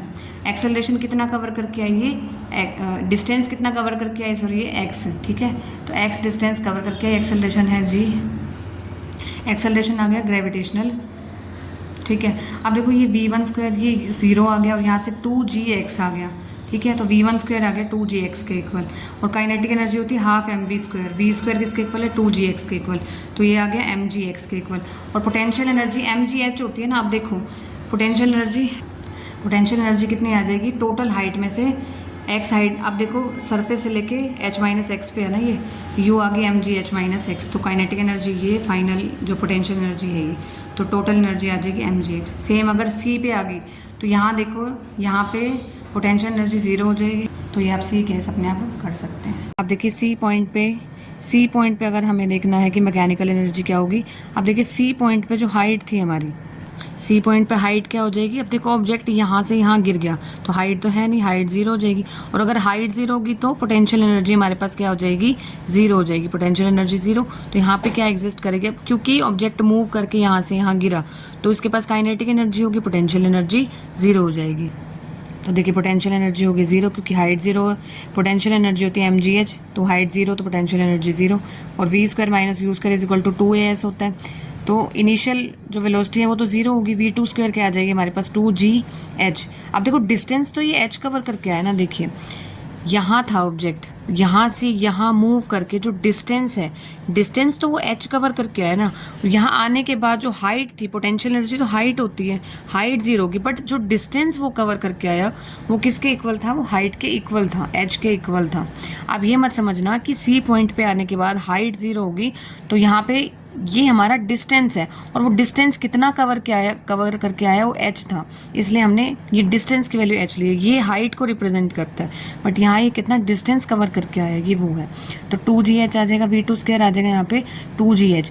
काइनेटिक एनर्जी होती है ½ mv², तो ½ mv v2 हो जाएगी यहाँ पे स्पीड, v2² कितनी है 2gh है हमारे पास, तो काइनेटिक एनर्जी हो जाएगी 2 से 2 कैंसिल आउट mgh। अब देखो सभी केसेस में, अब यहाँ पे मैकेनिकल एनर्जी कितनी आ जाएगी mgh। तो हमने देखा कि सभी केसेस में, देखिए सभी केसेस में, यहाँ भी पहले केस में भी mgh आई थी हमारे पास मैकेनिकल एनर्जी, दूसरे केस में भी और तीसरे केस में भी मैकेनिकल एनर्जी कितनी आई mgh। तो तीनों इक्वेशन से हम ये कह सकते हैं कि टोटल मैकेनिकल एनर्जी क्या है during the free fall of body under gravity क्या है, कांस्टेंट। तो ये आप फटाफट से नोट कर लीजिए, स्क्रीनशॉट ले लीजिए। नेक्स्ट है हमारे पास देखिए transformation of energy into other forms. अब देखो एनर्जी को अगर हमें ट्रांसफॉर्म करना है दूसरी फॉर्म्स में, तो देखिए उसके बारे में देखेंगे। Process of converting one form of energy into another form. अगर हमें एक फॉर्म ऑफ एनर्जी को दूसरे में कन्वर्ट करना है तो ये प्रोसेस होती है ट्रांसफॉर्मेशन ऑफ एनर्जी। फिर आते हैं law of conservation of energy. Law of conservation of energy का मतलब होता है इसके अकॉर्डिंग जो एनर्जी होती है बॉडी की, वो ना तो हम क्रिएट करते हैं ना ही डिस्ट्रॉय करते हैं, लेकिन जो एनर्जी होती है वो एक फॉर्म से दूसरी फॉर्म में चेंज हो जाती है, ठीक है। लेकिन जो टोटल एनर्जी रहेगी वो हमेशा आइसोलेटेड सिस्टम का मतलब होता है कि जिस पे कोई भी एक्सटर्नल फोर्स एक्ट ना कर रहा हो, ठीक है। तो टोटल एनर्जी जो होगी आइसोलेटेड सिस्टम की वो कांस्टेंट रहती है, ठीक है। जैसे एक स्टोन है, ठीक है, वो क्या है, रूफ पे है of a house, has potential energy होती है क्योंकि उसकी हाइट है। जब ये गिरेगा तो पोटेंशियल एनर्जी कन्वर्ट हो जाएगी काइनेटिक एनर्जी में। तो ऐसे होता है एक फॉर्म ऑफ एनर्जी दूसरी फॉर्म में कन्वर्ट हो सकती है। एनर्जी को ना तो हम क्रिएट कर सकते हैं ना ही हम डिस्ट्रॉय कर सकते हैं, जस्ट एक फॉर्म ऑफ एनर्जी जो है दूसरी फॉर्म ऑफ एनर्जी में जस्ट चेंज होती है, ठीक है। नेक्स्ट टॉपिक है हमारे पास पावर। देखिए पावर हम पढ़ के भी आए हैं पहले। पावर क्या होता है, देखो पावर होता है rate at which work is done, यानी कि वर्क पर यूनिट टाइम क्या होता है, पावर होता है हमारे पास। इंस्टेंटेनियस पावर, एक पर्टिकुलर इंस्टेंट पे हमें देखना है, तो मैंने बताया था लिमिट लगाते हैं इस तरीके से, डेल्टा टी टेंड्स टू 0। इसको हम लिख सकते हैं, ये जब लिमिट लगाई तो ये आ जाएगा change in work per unit change in time, तो dw/dt आ जाएगा change in work per unit time. अब जो पावर की ऐसा यूनिट होती है वो होती है वॉट, ठीक है। 1 वॉट किसके इक्वल होगा, 1 जूल पर यूनिट 1 सेकेंड, ठीक है। अब जो पावर की प्रैक्टिकल यूनिट होती है वो होती है हॉर्स पावर। वो क्या होती है, हॉर्स पावर। 1 हॉर्स पावर किसके इक्वल होती है, 746 वॉट के, ठीक है। पावर की ऐसा यूनिट होती है वॉट, बट प्रैक्टिकल यूनिट जो जैसे हमारे घरों में जो पावर आती है उसकी जो यूनिट होती है, प्रैक्टिकल यूनिट जो होती है, commercial unit, that is horse power. और हॉर्स पावर किसके इक्वल होती है, 746 वॉट के, ठीक है। उसके बाद बात करेंगे पावर और एनर्जी की। अब देखो पावर हमने किया, पावर क्या होता है, वर्क पर यूनिट टाइम, है ना। अब हमें पता है वर्क क्या होता है, वर्क और एनर्जी इक्वल होते हैं। वर्क डन किसके इक्वल होता है, एनर्जी सप्लाइड या फिर एनर्जी कंज्यूम्ड के। तो पावर किसके इक्वल आ जाएगा, एनर्जी पर यूनिट टाइम के। एनर्जी क्या आ जाएगा, यहाँ से एनर्जी निकाल सकते हैं, पावर इनटू टाइम। तो एक फॉर्मूला है power is equal to work per unit time, एक आ गया power is equal to energy per unit time, और एनर्जी को हम लिख सकते हैं पावर इनटू टाइम। एनर्जी क्या आ जाएगा हमारे पास, पावर इनटू टाइम, ठीक है। अगर पावर को लिखना है फोर्स और वेलोसिटी के टर्म में तो कैसे लिखेंगे, देखो पावर क्या होता है, वर्क पर यूनिट टाइम, ठीक है। Work per unit time, change in work per unit time लिख लो, चाहे फिर वर्क पर यूनिट टाइम लिख लो। और ये वर्क किसके इक्वल होता है, फोर्स इनटू डिस्प्लेसमेंट। वर्क किसके इक्वल होता है, फोर्स इनटू डिस्प्लेसमेंट। अब देखो पावर को हमने लिखा change in work per unit change in time. अब वर्क को हम लिख सकते हैं फोर्स इनटू डिस्प्लेसमेंट, तो वर्क को लिखा हमने force into displacement. F force है, एस डिस्प्लेसमेंट है, तो एफ डॉट एस लिख सकते हैं, इसका फॉर्मूला है हमने पढ़ा था ना।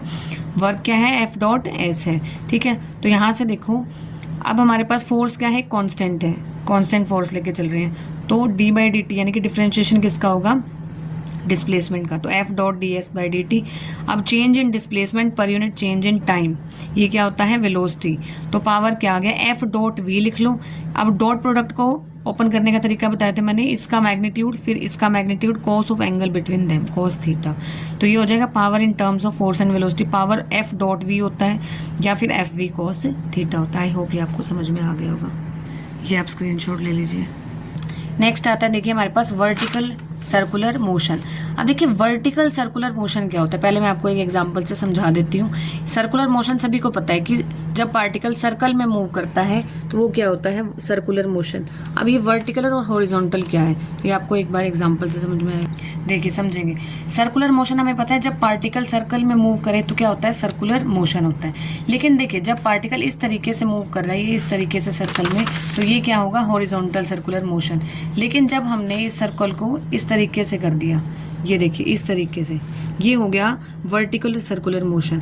अब ये जो मोशन है ये वर्टिकल हो रहा है, ये वर्टिकल एक्सिस के अलोंग हो रहा है, ये वर्टिकल हो रहा है। देखो ऐसे मोशन है ऐसे, तो ये हॉरिजॉन्टल सर्कुलर मोशन है। जब इसका प्लेन ऑफ मोशन इस तरीके से हो जाएगा, ये इस तरीके से ऐसे हॉरिजॉन्टल, लेकिन जब ऐसे वर्टिकल एक्सिस के अलोंग अब ये मोशन कर रहा है, ये हो जाएगा वर्टिकल सर्कुलर मोशन। ये समझ में आ गया होगा एग्जाम्पल से।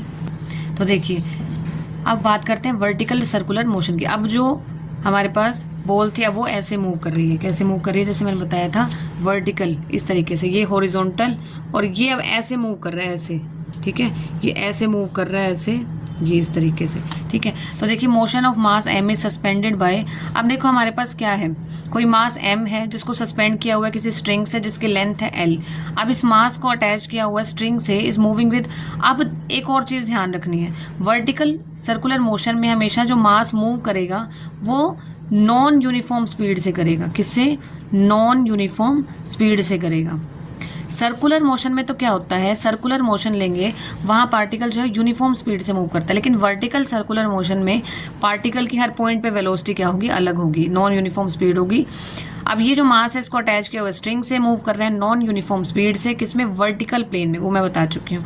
अब देखो सर्कुलर प्लेन में अगर मूव करना है तो हमेशा सर्कुलर प्लेन में मूव कराने के लिए हमें क्या चाहिए होता है? कौन सा फोर्स? Centripetal force. अगर सर्कल में मूव कराना है, अगर सेंट्रीपिटल फोर्स ही नहीं होगा तो पार्टिकल जो है लीनियर मोशन करेगा, लेकिन अगर सर्कल में मूव करना है किसी पार्टिकल को तो उसके पास क्या होना चाहिए? सेंट्रीपिटल फोर्स, ठीक है। तो पार्टिकल सर्कुलर मोशन कर रहा है तो इसके पास क्या है? कौन सा फोर्स है इसके पास? Centripetal force. अब देखो ये हमारे पास कोई पार्टिकल है और वर्टिकल सर्कुलर मोशन कर रहा है, नॉन यूनिफॉर्म स्पीड से कर रहा है, ठीक है।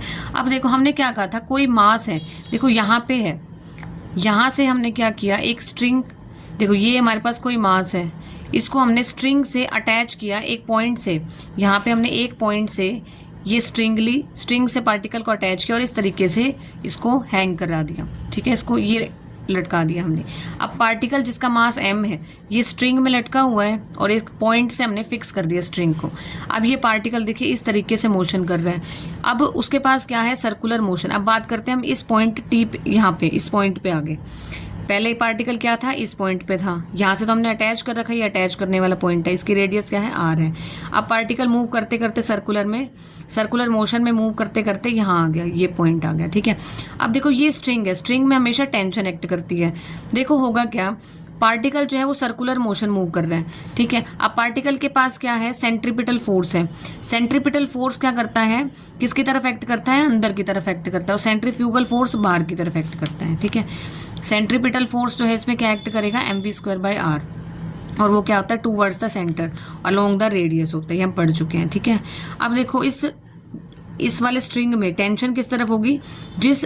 देखो टेंशन होती है हमेशा फोर्स के अपोजिट। अब इस पे देखो ये हमारे पास क्या है? स्ट्रिंग है, इस पे मास लटका हुआ है, ये मास है, इसका मास mg एक्ट करेगा। अब ये mg जो है वो थीटा एंगल बनाएगा इस एक्सिस के साथ, है ना।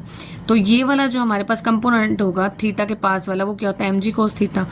अब देखो ये टेंशन है, टेंशन क्या होती है? हमेशा फोर्स के अपोजिट एक्ट करती है, तो स्ट्रिंग में इस तरीके से टेंशन एक्ट कर रही है। टेंशन किसके इक्वल है? mg cos थीटा के। टेंशन, अब देखो हमारे पास नेट, हमारे पास ये इक्वेशन क्या बन जाएगी? T minus mg cos theta, ये पता है ना free body diagram, T minus mg cos theta. ये जो नेट फोर्स है ये कौन प्रोवाइड करेगा? देखो सेंट्रीपिटल फोर्स कहाँ से मिलेगा? इस नेट फोर्स से, ठीक है, तभी तो सर्कुलर मोशन हो रहा है। तो T minus mg cos theta किसके इक्वल आ जाएगा? mv²/r के। तो हमारे पास आ गया T minus mg cos theta किसके इक्वल आ गया? mv²/r के। तो T आ गया, यहाँ से mg cos थीटा को इस तरफ लेके mg cos theta plus mv²/r। अब देखो, अब पार्टिकल को जो हमारे पास ये मास है इसको ऐसे करते करते करते हाईएस्ट पॉइंट पे पहुंचना है, ठीक है। अब देखो हाईएस्ट पॉइंट पे क्या होगा? To complete a circle. अब देखो हाईएस्ट पॉइंट पे जाते जाते टेंशन क्या होनी चाहिए? Greater than equal to 0। ऐसा क्यों? देखो अगर टेंशन जो है यहाँ पहुँचते पहुँचते टेंशन कम हो जाएगी, मतलब लेस देन या 0 हो जाए या 0 से कम हो जाए, तो होगा क्या? अगर टेंशन ही नहीं होगी स्ट्रिंग में तो स्ट्रिंग क्या हो जाएगा? ढीला हो जाएगा। अगर देखो स्ट्रिंग में, ये स्ट्रिंग है, इसके पास टेंशन ही नहीं होगी। टेंशन क्या होता है?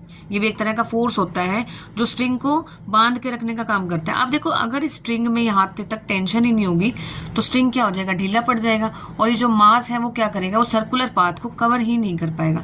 इसलिए अगर पार्टिकल सर्कुलर पाथ को कवर करके यहाँ तक पहुंचा है तो जो उसकी टेंशन है वो क्या रही होगी? ग्रेटर देन इक्वल टू 0, क्योंकि अगर टेंशन 0 हो गई होती तो जो ये स्ट्रिंग है वो क्या होती? ढीली पड़ जाती, लूज हो जाती, स्लैक कर जाती और गिर जाती यहाँ से मास, ठीक है। तो टेंशन क्या आएगी इस पॉइंट पे? हाईएस्ट पॉइंट पे ग्रेटर देन इक्वल टू 0, और टेंशन की वैल्यू हमने अभी निकाली है, mg cos theta plus mv²/r है, ग्रेटर देन इक्वल टू 0 आ जाएगा। अब हाईएस्ट पॉइंट पे देखिए ये थीटा की वैल्यू है, ठीक है। हाईएस्ट पॉइंट पे देखो ये थीटा की वैल्यू है किसके बीच में? जो मास है, ठीक है, मास और इस कंपोनेंट के बीच में जो एंगल है वो क्या है, थीटा है। अब देखो ये जो थीटा एंगल है ये ऐसे बढ़ते बढ़ते बढ़ते बढ़ते यहाँ तक कितना हो रहा है, ये हमारे पास थीटा एंगल है। अब ये देखो ये मास पहुँचते पहुँचते यहाँ पहुँच गया, तो थीटा एंगल देखो ये सारा हो गया थीटा एंगल, तो ये हो गया, देखो ये एंगल हो गया थीटा, ये कितना हो गया 180 डिग्री है ना, ये पता होगा सबको, ये 180 डिग्री होता है, पूरा एंगल 360 होता है, तो ये हाफ हो गया 180 डिग्री। तो यहाँ पे देखो हाईएस्ट पॉइंट पे पहुंचने के बाद जो थीटा हो जाएगा वो 180 डिग्री हो जाएगा, और कोस 180 क्या होता है, -1 होता है, ठीक है। तो कोस 180 -1 यानी कि ये -mg आ जाएगा, ठीक है, और प्लस का mv² आर आ जाएगा ग्रेटर देन इक्वल टू 0, तो mv² आर क्या आ जाएगा, greater than equal to mg आ जाएगा। m से m कैंसिल आउट हो गया, यानी कि v² R greater than equal to, हमने इक्वल टू की कंडीशन ले ली, v² आर किसके इक्वल है, g के इक्वल, तो v² आ गया rg के इक्वल, तो वेलोसिटी आ गई √rg के इक्वल। तो यानी कि हाईएस्ट पॉइंट पे जब ये मास पहुंचेगा तो किस वेलोसिटी से जाएगा, √rg। अब हमारे पास वेलोसिटी, अगर हाईएस्ट पॉइंट की वेलोसिटी पूछ लेता है तो कितनी है, √rg, ठीक है। अगर सर्कुलर पाथ मेंटेन करना है, कहने का मतलब अगर किसी मास को जो स्ट्रिंग से अटैच है उसको सर्कुलर पाथ को मेंटेन करना है वर्टिकल सर्कुलर मोशन करते हुए, तो उसकी वेलोसिटी होनी चाहिए, मिनिमम वेलोसिटी होनी चाहिए √rg। बहुत इंपॉर्टेंट टॉपिक है, तो आप ये नोट कर सकते हैं।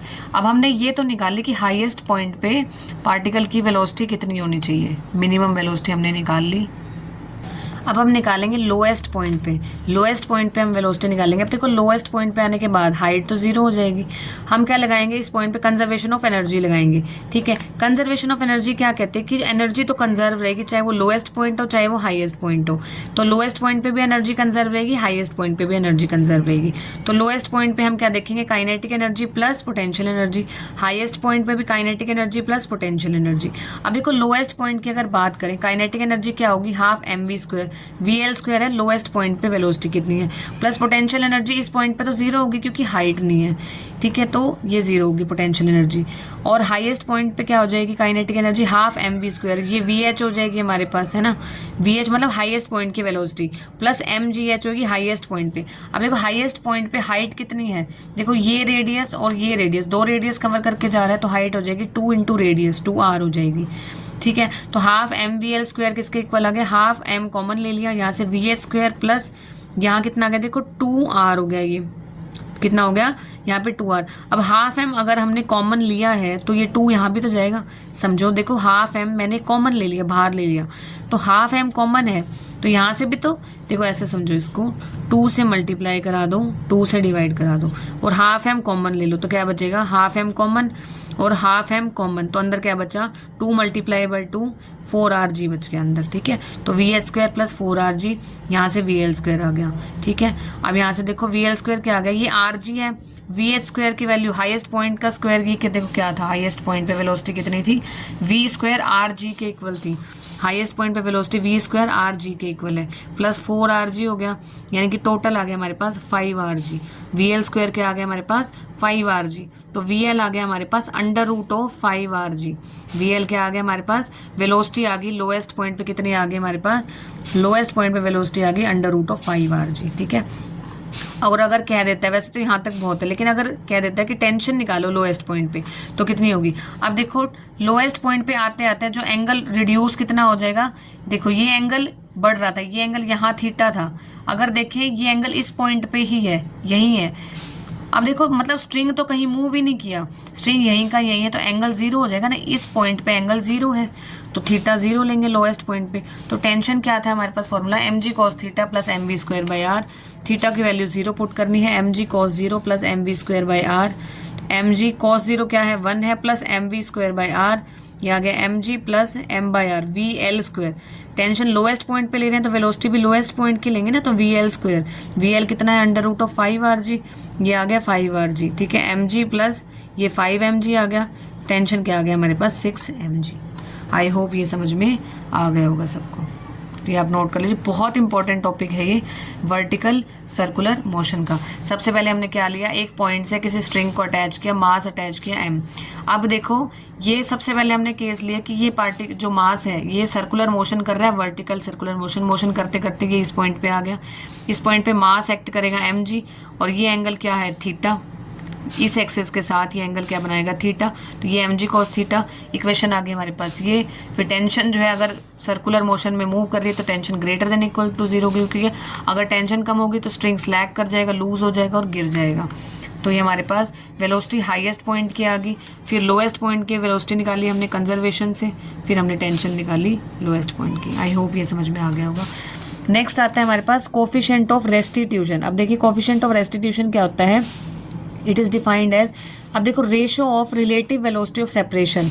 ये क्या है, relative velocity of separation after collision to relative velocity of approach before collision.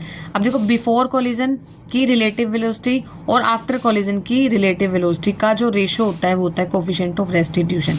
देखो हमारे पास दो मासेस हैं m1 और m2, ये u1 वेलोसिटी से मूव कर रहा है, ये u2 वेलोसिटी से मूव कर रहा है। ये कोलाइड करने का मतलब समझते हो, ये आपस में टकराए। और फिजिक्स की लैंग्वेज में ये देखो कोलाइड करने का मतलब सिर्फ टकराना नहीं होता, चेंज इन वेलोसिटी भी होता है कि डिफरेंट वेलोसिटी से और जो डिफरेंट मासेस से मासेस भी चेंज हो सकते हैं, क्योंकि इलास्टिक कोलिजन में मासेस ऐड हो जाते हैं, एक कंप्लीट बॉडी बन जाती है। तो अलग अलग वेलोसिटी से जो है वो मूव करना शुरू कर देते हैं, ये होता है कोलिजन। और अब रिलेटिव वेलोसिटी आफ्टर कोलिजन क्या हो जाएगी, देखो आफ्टर कोलिजन ये मास v1 वेलोसिटी से मूव करने लग गया, मास m2 v2 से मूव करने लग गया, m1 v1 से m2 v2 से। तो रिलेटिव वेलोसिटी आफ्टर कोलिजन कितनी हो जाएगी, v2 माइनस v1 अपॉन में रिलेटिव वेलोसिटी बिफोर कोलिजन, यानी कि देखो होना चाहिए u2 माइनस u1, क्योंकि कोफिशिएंट ऑफ रेस्टिट्यूशन को पॉजिटिव रखना है, इसलिए यहाँ पे आता है u1 माइनस u2। तो ये याद रखना है आपको, कोफिशिएंट ऑफ रेस्टिट्यूशन होता है v2 minus v1 upon u1 minus u2। आई होप ये समझ में आ गया होगा। और ये जो कोफिशिएंट ऑफ रेस्टिट्यूशन है 1 होता है किसके केस में, परफेक्टली इलास्टिक कोलिजन के केस में। और e जो है कोफिशिएंट ऑफ रेस्टिट्यूशन 0 से 1 होता है पार्शियली इलास्टिक कोलिजन में। और जो ई है यानी कि कोफिशिएंट ऑफ रेस्टिट्यूशन 0 होता है परफेक्टली इनइलास्टिक कोलिजन में। अब हम स्टडी करेंगे कोलिजन के बारे में, तब आपको ये समझ में आएगा। अब हम पढ़ेंगे देखिए कोलिजन्स के बारे में। कोलिजन क्या होती है, देखो the term collision refers to interaction between two bodies, दो बॉडीज के बीच में इंटरेक्शन है, जिसकी वजह से ये जो बॉडीज हैं जो कोलाइड कर रही हैं उनकी डायरेक्शन और मैग्नीट्यूड ऑफ वेलोसिटी क्या होगी, चेंज होगा। और ये शॉर्ट ड्यूरेशन इवेंट होती है, ठीक है।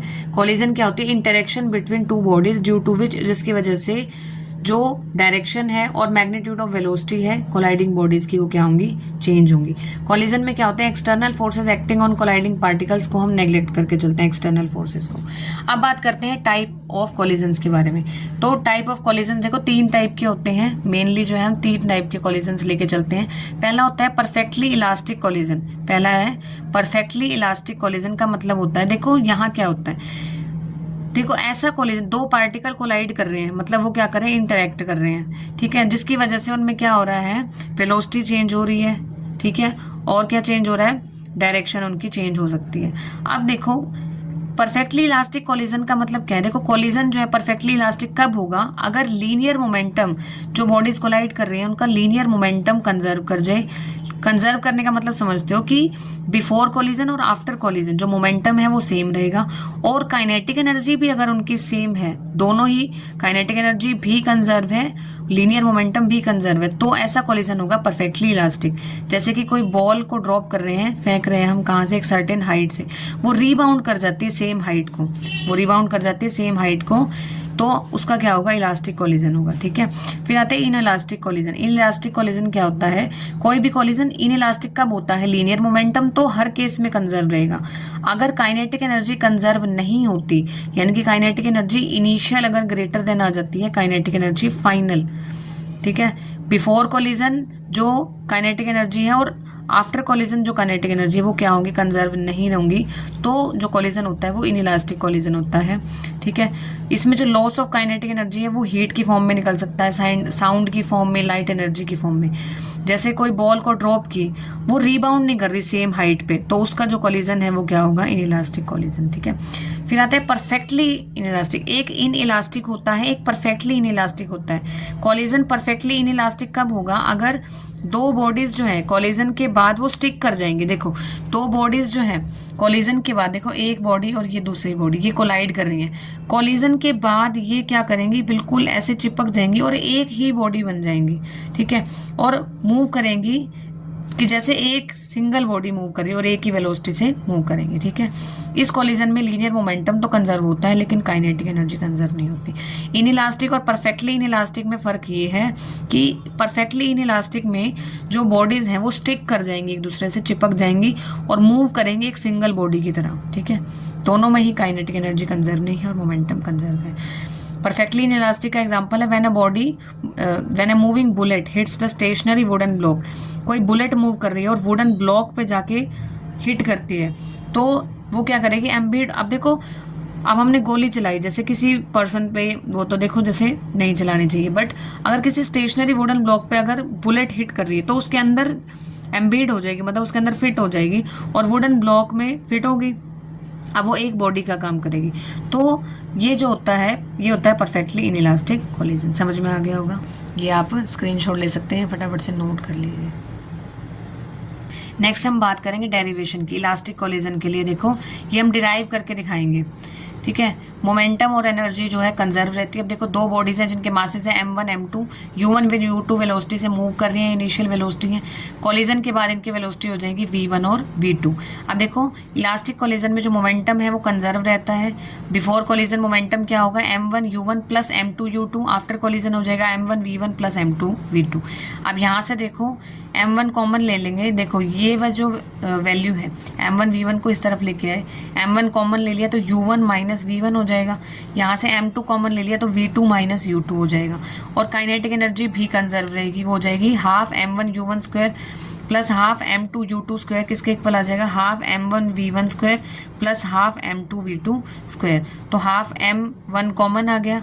अब देखो इस वाली वैल्यू को, यहाँ पे भी हमने क्या किया था, 1 1 वाली जो वैल्यू है वो इधर आ गई थी, 2 2 वाली वैल्यूज को इधर ले आए थे। ऐसे ही 1 1 वाली वैल्यू इधर आ जाएंगी, half m1 common u1 square minus v1 square. इसको इधर लेके जाएंगे तो हाफ m2 कॉमन आ जाएगा और v2 square minus u2 square आ जाएगा। अब देखो u1 हाफ से हाफ कैंसिल आउट हो गया, ठीक है। अब देखो ये वाली जो इक्वेशन है इसको इधर डिवाइड में लेके आए। हमने क्या किया, दोनों इक्वेशंस को डिवाइड किए। ये इक्वेशन के देखो डिवाइड में लेके आए ये इक्वेशन, तो ये आ जाएगा m1 u1 माइनस v1, ये आ जाएगा m2 v2 माइनस u2। यहाँ डिवाइड में लेके आए, डिवाइड में लेके आए, हाफ तो यहाँ से कैंसिल आउट हो गया, m1 से m1 कैंसिल आउट हो जाएगा। देखो यहाँ मैं डिवाइड में लेके आई ये m1 u1 माइनस v1 और यहाँ आ जाएगा m2 कितना, v2 माइनस u2, ठीक है। अब देखो हाफ से हाफ तो कैंसिल आउट हो गया, m1 से m1 कैंसिल आउट हो गया, m2 से m2 कैंसिल आउट हो गया। तो u1 square minus v1 square upon u1 minus v1, v2 square minus u2 square upon में v2 माइनस u2 आ गया। अब a square minus b square क्या होता है, a minus b a plus b, है ना। तो u1 minus v1 u1 plus v1 और v2 minus u2 v2 plus u2। तो ये कैंसिल आउट हो जाएगा, ये कैंसिल आउट हो जाएगा, क्या बचेगा, u1 प्लस v1 और यहाँ से v2 प्लस u2। तो u1 प्लस v1 किसके इक्वल है, u2 प्लस v2 के इक्वल, ठीक है। अब यहाँ से देखो u1, ये u2 को यहाँ ले आएंगे, u1 वाली टर्म्स एक तरफ, v वाली टर्म्स एक तरफ, वेलोसिटी वाली। u क्या है, इनिशियल वेलोसिटी वाली टर्म एक तरफ कर लो, फाइनल वेलोसिटी वाली टर्म एक तरफ कर लो। तो ये आ जाएगा v2 माइनस v1, ये u1 माइनस u2। अब यहाँ से v2 माइनस v1 निकालेंगे, u1 माइनस u2 को इस तरफ लेके आएंगे तो ये 1 के इक्वल आ जाएगा। और ध्यान से देखो ये हमने क्या पढ़ा था, रिलेटिव वेलोसिटी आफ्टर कोलिजन और बिफोर कोलिजन, ये क्या था, कोफिशिएंट ऑफ रेस्टिट्यूशन 1 आ गया। तो हमने प्रूव कर दिया परफेक्टली इलास्टिक कोलिजन के लिए कोफिशिएंट ऑफ रेस्टिट्यूशन क्या होता है, 1 होता है। कोफिशिएंट ऑफ रेस्टिट्यूशन क्या होता है, 1 होता है, ठीक है। अब देखो मेन तो हमने इलास्टिक कोलिजन के लिए ये निकाल लिया। अब इलास्टिक कोलिजन्स के लिए वेलोसिटी, फाइनल वेलोसिटी देखो कितनी आती हैं। अब ये हमारे पास इक्वेशन आ गई थी, यहाँ से क्या निकाल लो, एक बार v2 निकाल लो, एक बार v1 निकालो। v2 निकालोगे तो क्या आएगा, v1 उस तरफ चला जाएगा, यानी कि देखो u1 प्लस v1 किसके इक्वल था, v2 प्लस u2। तो यहाँ से v2 निकालोगे तो क्या आ जाएगा, v1 plus u1 minus u2। v1 निकालोगे तो v2 plus u2 minus u1। अब इन वैल्यूज़ को, ये सिर्फ आपको याद करना है, इन वैल्यूज़ को अगर आप इस इक्वेशन में पुट करोगे, कौन सी इक्वेशन में, इस वाली इक्वेशन में पुट करोगे तो v1 आ जाएगा। और फिर एक बार v1 को पुट करो इसी इक्वेशन में, एक बार v2 को पुट करो, तो हमारे पास फाइनल वेलोसिटीज v1 और v2 आ जाएंगी। ये आपको याद करनी है, m1 minus m2 upon m1 plus m2 u1 plus 2m2 upon m1 plus m2 u2 ऐसे ही V2 आ जाएगी M2 minus M1 upon M1 plus M2 U2 plus 2M1 upon M1 plus M2 U1। तो ये है आपका elastic collision का topic. फिर एक छोटा सा स्पेशल केस है इसी में, हेड ऑन कोलिजन का मतलब होता है, देखो हेड ऑन कोलिजन का मतलब जो ये लाइन ऑफ जो हमारे पास मोशन है, देखो इनकी लाइन ऑफ मोशन क्या है, सेम है, एक ही लाइन ऑफ मोशन है। देखो जो वेलोसिटी है पहले वाले मास की और दूसरे वाले मास की एक ही लाइन में अगर एक्ट करें, लाइन ऑफ मोशन अगर सेम हो, तो ये क्या होता है हमारे पास हेड ऑन कोलिजन। तो जब लाइन ऑफ मोशन सेम हो तो ये क्या होता है, हेड ऑन कोलिजन। बस इस केस में आपको ये याद रखना है कि U1 जो इनिशियल वेलोसिटी पहले वाले मास की है वो final velocity of second mass के इक्वल आती है, और initial velocity of second mass equal to final velocity of first mass. ये आपको लर्न करना है। तो ये हमारे पास इलास्टिक कोलिजन का टॉपिक, ठीक है, ये समझ में आ गया होगा। अभी हमने किया इलास्टिक कोलिजन वन डायमेंशन में, अब करेंगे inelastic collision one dimension में, फिर करेंगे इलास्टिक और inelastic collision two dimension में, ठीक है। अब देखो हमने क्या लिया, दो बॉडीज ली A और B, जिनके मासेस क्या है M1 और M2 हैं, ठीक है, और इनकी इनिशियल वेलोसिटीज क्या है, ये देखो इनका जो लाइन ऑफ एक्शन सेम है, ये A मास है, ये B मास है, ठीक है, ये मूव कर रहे हैं स्ट्रेट लाइन में, ये U1 वेलोसिटी के साथ मूव कर रहे हैं, ये U2 वेलोसिटी के साथ मूव कर रहे हैं। देखो हम मान के चले, वैसे ऐसे भी लिख सकते हैं कि U1 वेलोसिटी के साथ मूव कर रही है, कि U2 वेलोसिटी के साथ मूव कर रहे हैं। सिंप्लिसिटी के लिए हम मान के चले कि इसकी वेलोसिटी हमने इनिशियल वेलोसिटी 0 मान ली। आप U2 को U2 भी कंसीडर कर सकते हो कि ये मूव कर रहा है, इसमें कोई प्रॉब्लम नहीं है। सिंप्लिसिटी के लिए ये तो केस हम लेके चल रहे हैं कि हम इसकी वेलोसिटी 0 ले लें और ये U1 वेलोसिटी से मूव कर रहा है, ऐसे भी हम कर सकते हैं। अब कोलिजन देखो क्या है, अगर परफेक्टली इनइलास्टिक है, इनइलास्टिक का मतलब क्या होता है, ये बॉडी चिपक जाएंगे, स्टिक कर जाएंगे एक दूसरे से और एक मास बन के मूव करेंगे। अब M1 और M2 एक मास बन गए, एक ही मतलब M1 प्लस M2 जुड़ के एक ही वेलोसिटी से मूव करेंगे, V वेलोसिटी से। अब देखो इनइलास्टिक कोलिजन में जो लीनियर मोमेंटम है वो तो कंजर्व रहता है ना, तो यानी कि M1 U1 plus M2 U2 हमने 0 लिया है, आप U2 भी कंसीडर कर सकते हैं, U2 से भी हो जाएगा ये। M1 U1 प्लस M2 ये 0 कंसीडर की तो M1 U1 आ गया हमारे पास total linear momentum before collision. और आफ्टर कोलिजन देखो क्या आ जाएगा, अब ये एक ही मास बन गया, स्टिक करके चिपक गए एक दूसरे से, तो M1 प्लस M2 ये मास हो गया और वेलोसिटी क्या है हमारे पास V। अब लीनियर मोमेंटम कंजर्व है, यानी कि बिफोर कोलिजन और आफ्टर कोलिजन मोमेंटम को इक्वल रख दो। M1 U1 क्योंकि ये 0 था, ये यहाँ पे ऐसे भी हो सकता है, अगर आप इसको 0 नहीं मान के चलते, U2 है तो ये हो जाएगा M1 U1 plus M2 U2, तो यहाँ पे क्या आ जाएगा M1 U1 plus M2 U2 किसके इक्वल आ जाएगा, M1 प्लस M2 V के इक्वल आ जाएगा। फिर V क्या आ जाएगा, M1 U1 plus M2 U2 upon M1 plus M2। अगर यहाँ पे हमारे पास वेलोसिटी 0 ना होके U2 ही रहती, ठीक है, तो यहाँ पे क्या होता, ये ऐसे हो जाता है डेरिवेशन, ठीक है। तो ये क्या हो जाता है M1 U1 plus M2 U2 और अपॉन में M1 प्लस M2, तो ये आ जाती नेट वेलोसिटी, ठीक है। और काइनेटिक एनर्जी कंजर्व नहीं होती, हमने पढ़ा था इनइलास्टिक कोलिजन में इनिशियल काइनेटिक एनर्जी क्या होती है, ग्रेटर होती है, ये प्रूव करेंगे। अब काइनेटिक एनर्जी क्या आ जाएगी before collision, half M1 U1 square plus half M2 U2 square आ जाएगी, अगर हम 0 नहीं मान के चल रहे, तो half M1 U1 square plus half M2 U2 square, ठीक है, plus half M2 U2 square आ जाएगी, समझ रहे हो। अब देखो आफ्टर कोलिजन क्या हो जाएगी, हाफ मास क्या हो गया टोटल M1 प्लस M2 हो गया और वेलोसिटी होगी V स्क्वायर, ठीक है। अब kinetic energy final upon kinetic energy initial निकालेंगे, तो फाइनल काइनेटिक एनर्जी क्या है हमारे पास, हाफ M1, देखो फाइनल है हमारे पास half M1 plus M2 V square plus initial क्या है, हाफ M1 U1 स्क्वायर हो जाएगी, ठीक है,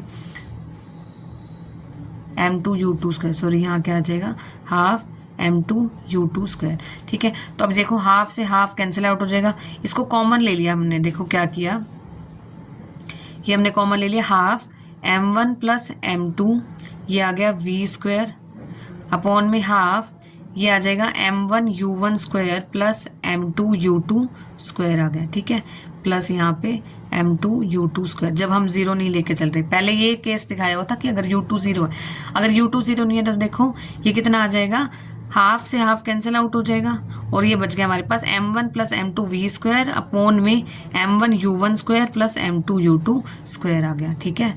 अब देखो अब यहाँ से M1 प्लस M2 भी कॉमन ले लिया, तो क्या आ जाएगा हमारे पास, देखो ये आ गया M2 u2 स्क्वायर।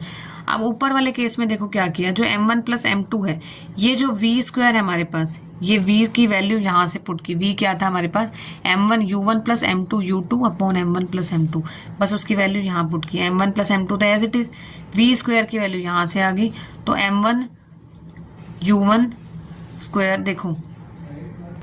देखो जब हमने ये v की वैल्यू यहाँ पुट की तो हमारे पास आ गया, v की वैल्यू क्या थी, m1 u1 plus m2 u2 upon m1 plus m2, m1 u1 plus m2 u2 ये कट किया हुआ है, अपॉन में m1 प्लस m2 का स्क्वायर और इसका स्क्वायर।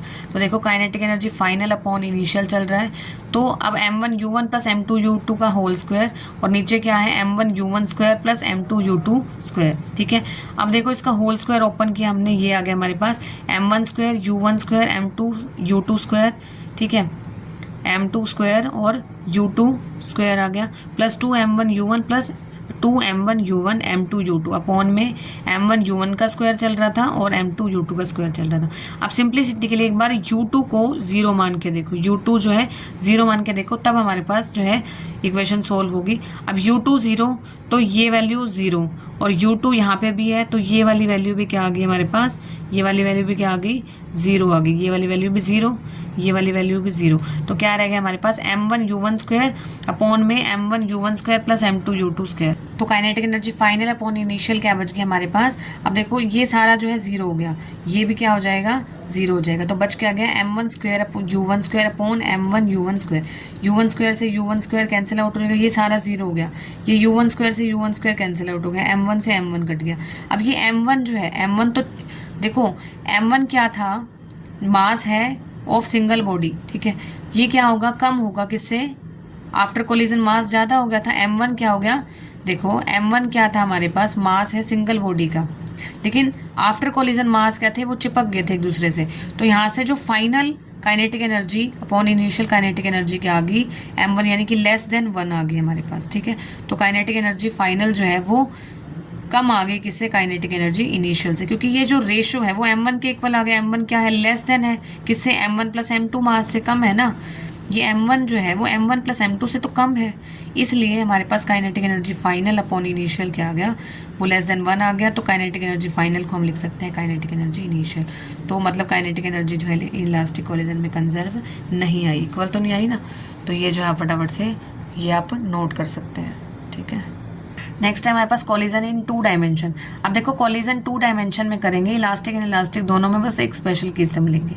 अब देखो 2 डायमेंशन में ले रहे हैं कॉलिजन को हम, ठीक है। देखो 2 बॉडीज है हमारे पास A और B, जिसके मासेस हैं m1 और m2, ठीक है। अब ये जो बॉडी B है, अब हम मान के चले, देखो इसलिए वहाँ पे भी हमने क्या ली थी, इनिशियल जो सेकंड एक वेलोसिटी जो होती है ना, उसको 0 ले लो इनिशियल वेलोसिटी को सिंप्लिसिटी के लिए।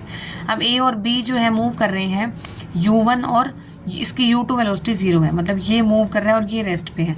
अब मूव इस तरीके से कर रहे हैं, देखो इसका लाइन ऑफ मोशन ये है और इसका लाइन ऑफ, देखो ये रेस्ट पे है, तो इसके सेंटर से ये इसका लाइन ऑफ मोशन और इसके सेंटर की लाइन, ये क्या है, आपस में परपेंडिकुलर डिस्टेंस बना रही है। तो इस परपेंडिकुलर डिस्टेंस को हम बोलते हैं इम्पैक्ट पैरामीटर। अब मान लीजिए कि ए बॉडी मूव कर रही है किस वेलोसिटी से, u1 वेलोसिटी से, इनिशियल वेलोसिटी से, ठीक है, और एक्स एक्सिस के अलोंग कोलाइड कर रही है बॉडी बी से, इस तरीके से कोलाइड कर रही है कि जो उनके सेंटर्स हैं, इसका सेंटर और उसका सेंटर एक लाइन में नहीं है, ठीक है। इस टाइप के कॉलिजन को क्या बोलते हैं, ऑफ सेंटर कॉलिजन। और इनके बीच में क्या है, परपेंडिकुलर डिस्टेंस है, किसके बीच में, लाइन ऑफ, जो लाइन ऑफ मोशन है ए का, ये वाला u1 वेलोसिटी से मूव कर रहा है, और सेंटर ऑफ बॉडी बी, ये जो लाइन ऑफ, जो हमारे पास परपेंडिकुलर डिस्टेंस है, परपेंडिकुलर डिस्टेंस को बोलते हैं इम्पैक्ट पैरामीटर, इस वाले को, ठीक है। अब देखो, अब ये मूव करती करती इस तरीके से आगे इनइलास्टिक, अब देखो अब जो कोलिजन हुआ इनके बीच में, ये इस तरीके से देखो कोलाइड कर गई। कोलाइड करने के बाद देखो ये जो A है, A मास मूव कर गया इस पाथ से और v1 वेलोसिटी से मूव कर गया, और B जब ये इसे हिट करेगा तो ये भी मूव करना शुरू कर देगा, किस वेलोसिटी से, ये मूव करेगा v2 वेलोसिटी से, इस डायरेक्शन में, ये इस डायरेक्शन में मूव कर गया A मास, और b मास इस डायरेक्शन में मूव कर गया v वेलोसिटी से, ये v1 ये v2। अब देखो ये x एक्सिस के साथ थीटा एंगल बना रही है, ये x एक्सिस के साथ थीटा 2 एंगल बना रहा है। थीटा के पास अब देखो v1 का कंपोनेंट x डायरेक्शन में v1 cos थीटा 1, v2 का कंपोनेंट x डायरेक्शन में v2 cos theta 2, y direction में जो थीटा से दूर वाली एक्सिस होती है वहाँ v1 sin थीटा 1, थीटा से दूर वाली एक्सिस v2 sin थीटा 2। तो ये आगे कंपोनेंट्स, ठीक है। अब देखो लेट आफ्टर कोलिजन, अब देखो कोलिजन के बाद हम मान के चले ये जो बॉडी A है वो मूव कर रही है v1 वेलोसिटी से, b मूव कर रही है v2 वेलोसिटी से, थीटा 1 थीटा 2 एंगल बन रहे हैं। अब देखो बिफोर कोलिजन और आफ्टर कोलिजन, अब देखो मोमेंटम जो है बिफोर कोलिजन क्या रहेगा, m1 u1 plus m2 u2, u2 क्या है 0, तो यहाँ आ जाएगा m1 u1 plus m2 u2 0 हो जाएगा, ठीक है। m1 u1 अब यहाँ से किसके इक्वल आ गया, मोमेंटम क्या आएगा यहाँ से m1 v1। यहाँ देखो ये बात कर रहे हैं x एक्सिस की, फिर बात करेंगे y एक्सिस की। x एक्सिस में हम मोमेंटम लेके चल रहे हैं, x एक्सिस में मोमेंटम कितना होगा m1 v1 cos theta 1 plus m2 v2 cos theta 2। और y एक्सिस में मोमेंटम देखो अब ये x एक्सिस में मूव कर रहा है, ये तो है ही रेस्ट पे, तो y एक्सिस में इनिशियल मोमेंटम तो 0 हो गया, और y एक्सिस में फाइनल मोमेंटम देखो कितना आ जाएगा, ये y एक्सिस में और ये y एक्सिस में देखो इनकी डायरेक्शन अपोजिट है तो नेगेटिव साइन लेंगे, तो m1 v1 sin theta 1 direction opposite, इसके नीचे है ना डाउनवर्ड डायरेक्शन है तो नेगेटिव लेंगे, minus m2 v2 sin theta 2, ये 0 के इक्वल आ जाएगा। तो m1 sin v1 sin theta 1 किसके इक्वल आ गया, m2 v2 sin थीटा 2। यहाँ 0 क्यों होंगे, y एक्सिस में मूव ही नहीं कर रहे ना, ये तो है ही रेस्ट पे, ये x एक्सिस में मूव कर रहे हैं तो y डायरेक्शन में मोमेंटम 0 आ जाएगा। अब देखो अब केस लेके चले सिर्फ, अगर कोलिजन परफेक्टली इलास्टिक होता, अगर मोमेंटम परफेक्टली इलास्टिक होता तो काइनेटिक एनर्जी बिफोर कोलिजन और काइनेटिक एनर्जी आफ्टर कोलिजन क्या हो जाएगी, इक्वल होगी। परफेक्टली इलास्टिक में जो काइनेटिक एनर्जीज होती हैं वो क्या होती हैं, इक्वल होती हैं। तो हाफ m1 u1 स्क्वायर, क्योंकि u2 0 है तो हाफ m1 u1 स्क्वायर किसके इक्वल आ जाएगी, half m1 v1 square plus half m2 v2 square. और इन इलास्टिक कोलिजन में काइनेटिक एनर्जी जो है वो कंजर्व नहीं रहती, तो ये हो जाएगा कोलिजन इन 2 डायमेंशन। तो ये हो जाएगा कोलिजन इन 2 डायमेंशन, जल्दी से नोट कर लीजिए या आप स्क्रीनशॉट ले सकते हैं। तो इसी के साथ आपका चैप्टर नंबर 5 कंप्लीट होता है। मिलते हैं नेक्स्ट वीडियो में नेक्स्ट चैप्टर के साथ, तब तक के लिए बाय बाय।